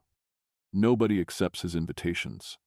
He's effectively exiled without leaving the city, cut off from the social networks that make commerce possible. His business has suffered accordingly. Failed feast. Failed life. These stories circulate as warnings, as reminders that feasts are serious business, that the stakes are high. That failure isn't just embarrassing but potentially catastrophic. This is why preparation takes days. Why people obsess over details. Why quality control is paranoid and excessive. Why beer is tasted multiple times and bread quantities are calculated and recalculated. Because the cost of failure is too high. Because one bad feast can erase years of careful reputation building. Because, in a city where social capital is the only reliable form of wealth, losing face means losing everything. But you also think about what survives. About the elements of Mesopotamian feast culture that will persist long after this civilization collapses. Long after cuneiform stops being written and ziggurats crumble into dust. The communal meal as social technology. As the platform for conducting civic business, as the mechanism for creating and maintaining obligations, this survives. You can see echoes of it everywhere if you know to look.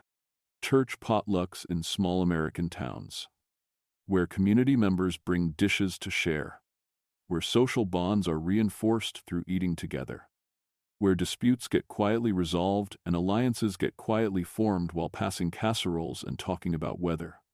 These are Mesopotamian feasts. Stripped of explicit religious ritual, but maintaining the same social function.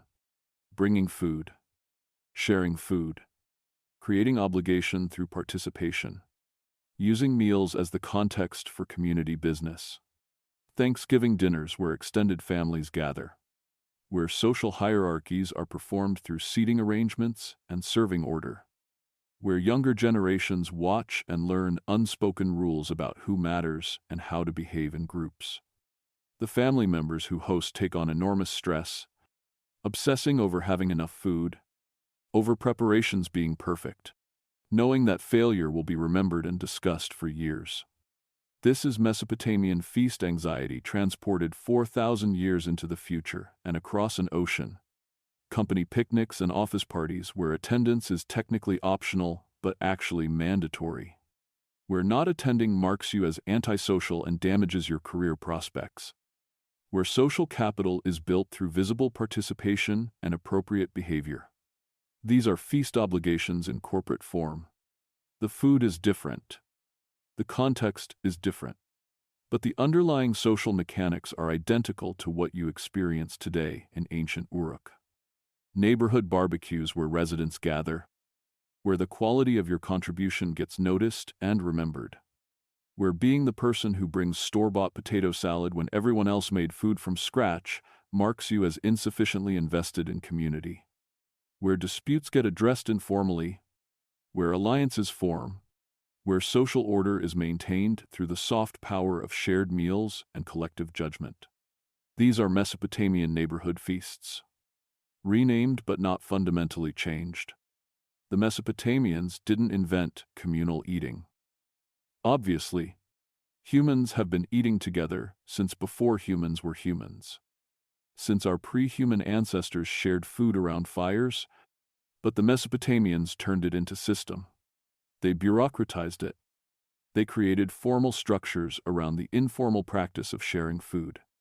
They made the invisible visible through record-keeping, through religious ritual, through the deliberate construction of obligation networks. They understood something that modern culture has partly forgotten and partly denies: that every meal shared creates obligation. That hospitality is never free. That eating together is a form of contract, binding participants in networks of reciprocal duty. Modern culture pretends that dinner invitations are casual, that declining is no big deal, that attendance creates no obligation beyond maybe bringing wine or writing a thank you note. But underneath the polite fictions, the old mechanisms still operate. People remember who attends their events and who doesn't. Reciprocity is expected. Social capital gets built or destroyed through participation or absence. The Mesopotamians were just more honest about it. They wrote it down. They kept records. They made explicit what modern culture leaves implicit. You ate my food. You owe me. I attended your feast. You'll attend mine. We're bound together through shared meals, through witnessed participation, through the accumulation of obligations that neither of us can fully escape as long as we remain part of the same community. And here's what we've lost: the explicit recording. We don't write down who brought what to potluck. We pretend obligations don't exist. We act like hospitality is spontaneous generosity rather than calculated reciprocity. The Mesopotamians were more honest. They knew every meal was transaction. They didn't pretend otherwise. But here's what we kept: the feeling that eating alone is somehow sad. The sense that important events require shared meals. The understanding that who you eat with defines who you are. These instincts are 5,000 years old. Older than writing. Older than cities. The feast is older than civilization itself. Civilization just made it bureaucratic. You spend the next few days processing what you learned at the feast, watching how information from the gathering ripples through the community. The potter and weaver implement their boundary agreement. Stones are set, witnessed by neighbors. The dispute is settled, becomes precedent for future conflicts. The families conducting marriage negotiations continue their slow dance. You see them at the market, speaking casually, evaluating. The process will take months, but foundation was laid at the feast. In public, with witnesses, making the eventual agreement, if it comes, binding in ways that private negotiation could never achieve. The young man who insulted the temple keeps his head down, avoids public spaces. His family is clearly coaching him, teaching him how to rebuild reputation, how to perform appropriate contrition. It will take years, maybe decades, but the path exists. The community is willing to forgive. Eventually, if proper penance is shown, you notice yourself viewing the city differently now, seeing the feast's influence in everything. The way people greet each other in the street reflects relationships formed or reinforced at the gathering. The way business is conducted references agreements made over beer and bread. The way disputes are discussed involves constant reference to previous feast judgments. The feast isn't separate from daily life. The feast is the framework that makes daily life possible, the invisible structure that organizes chaos into something resembling order. Weeks pass. The memory of the feast fades into comfortable background, no longer immediate, no longer consuming your thoughts. but still present, still influencing. The obligations remain. The relationships formed or reinforced continue. The social map updated at the feast continues to guide your navigation of urban life. And then, inevitably, the cycle begins again. Word spreads that another feast approaches. Different occasion, different specific purpose, but same fundamental structure, same social functions, same opportunities for connection and obligation and performance. You find yourself looking forward to it. Despite the exhaustion, despite the stress, despite everything, because the feast offers something rare in urban life. A moment of connection, a sense of belonging, a feeling that you're part of something larger than yourself. And you understand now, really understand, what the feast accomplishes.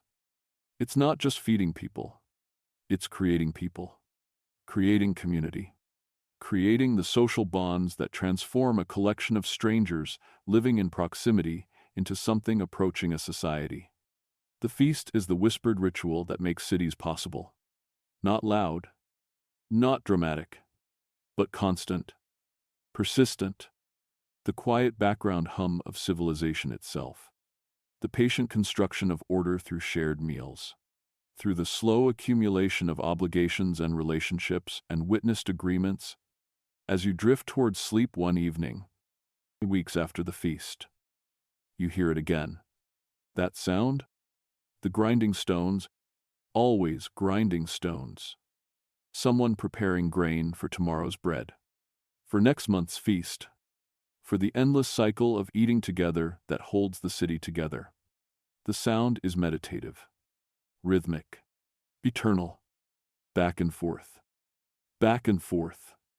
The grain becoming flour, the flour becoming bread, the bread becoming feast, the feast becoming obligation, the obligation becoming relationship, the relationship becoming community, the community becoming civilization. And somewhere, someone is already planning the next gathering, already calculating how much beer to brew, how much bread to bake, how many fish to catch, already thinking about who to invite and where people will sit and what disputes might need resolving and what alliances might need forming. The work never ends. The obligations never cease.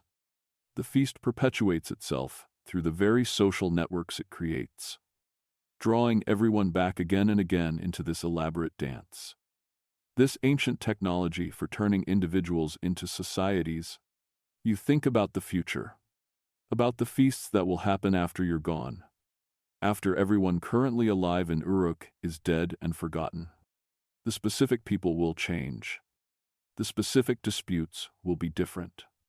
The marriages being negotiated will involve different families, but the structure will remain.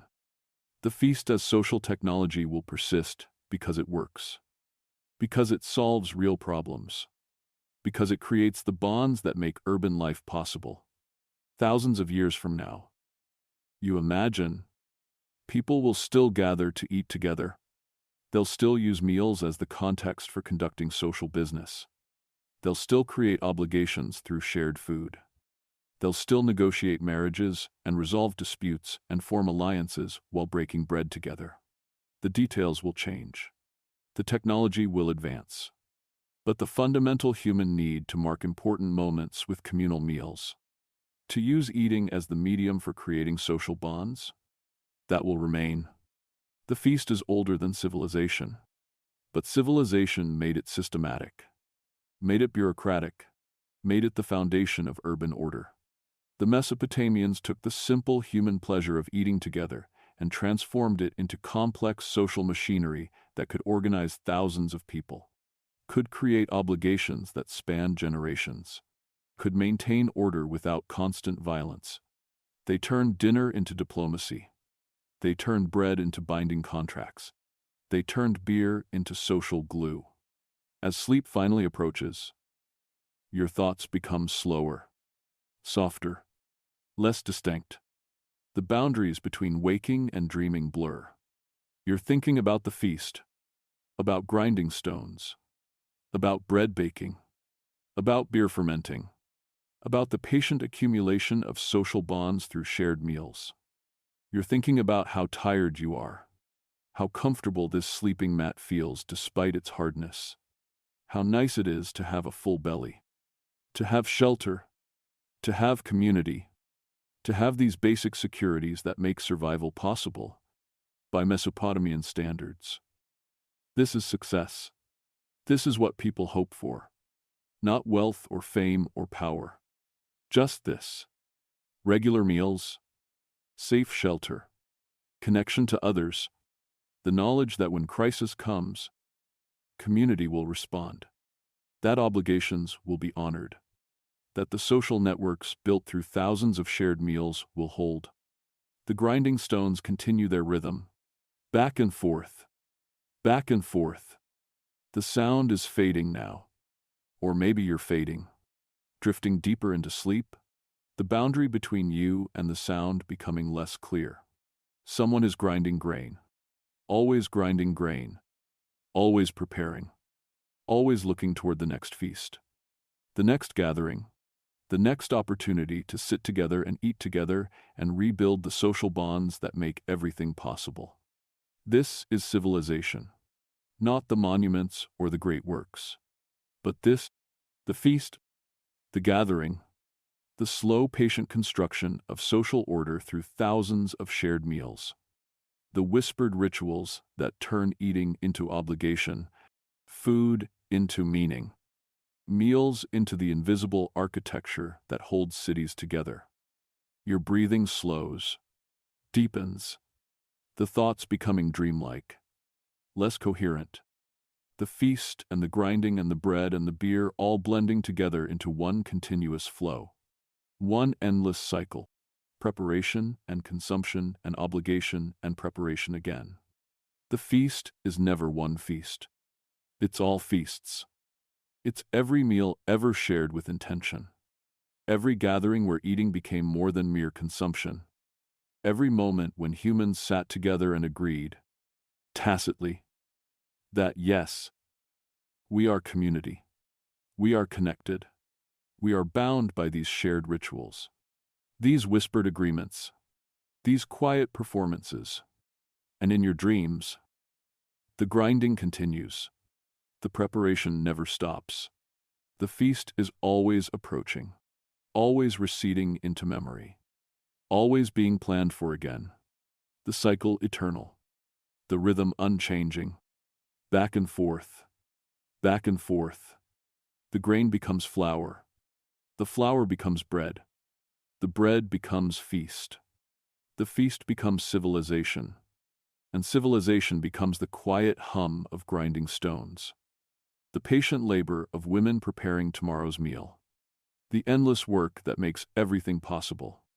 You dream of feasts, of eating and obligation, of hierarchy and community, of the whispered rituals that transform strangers into neighbors, neighbors into community, community into something approaching family.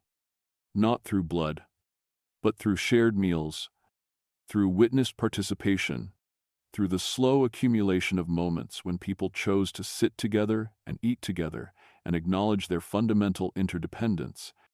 This is what survives. This is what echoes forward through time. Not the specific foods or the exact rituals, but the understanding that eating together matters, that shared meals create bonds. That community is built one feast at a time, one obligation at a time, one whispered agreement at a time. And as you drift fully into sleep, as consciousness fades into dreams, the last thing you hear is the grinding stones. Still working, still preparing, still turning grain into flour, flour into possibility, possibility into the next feast, the next gathering, the next opportunity to sit together and eat together and be human together in this oldest and most essential way. The sound fades, or you fade. It doesn't matter which.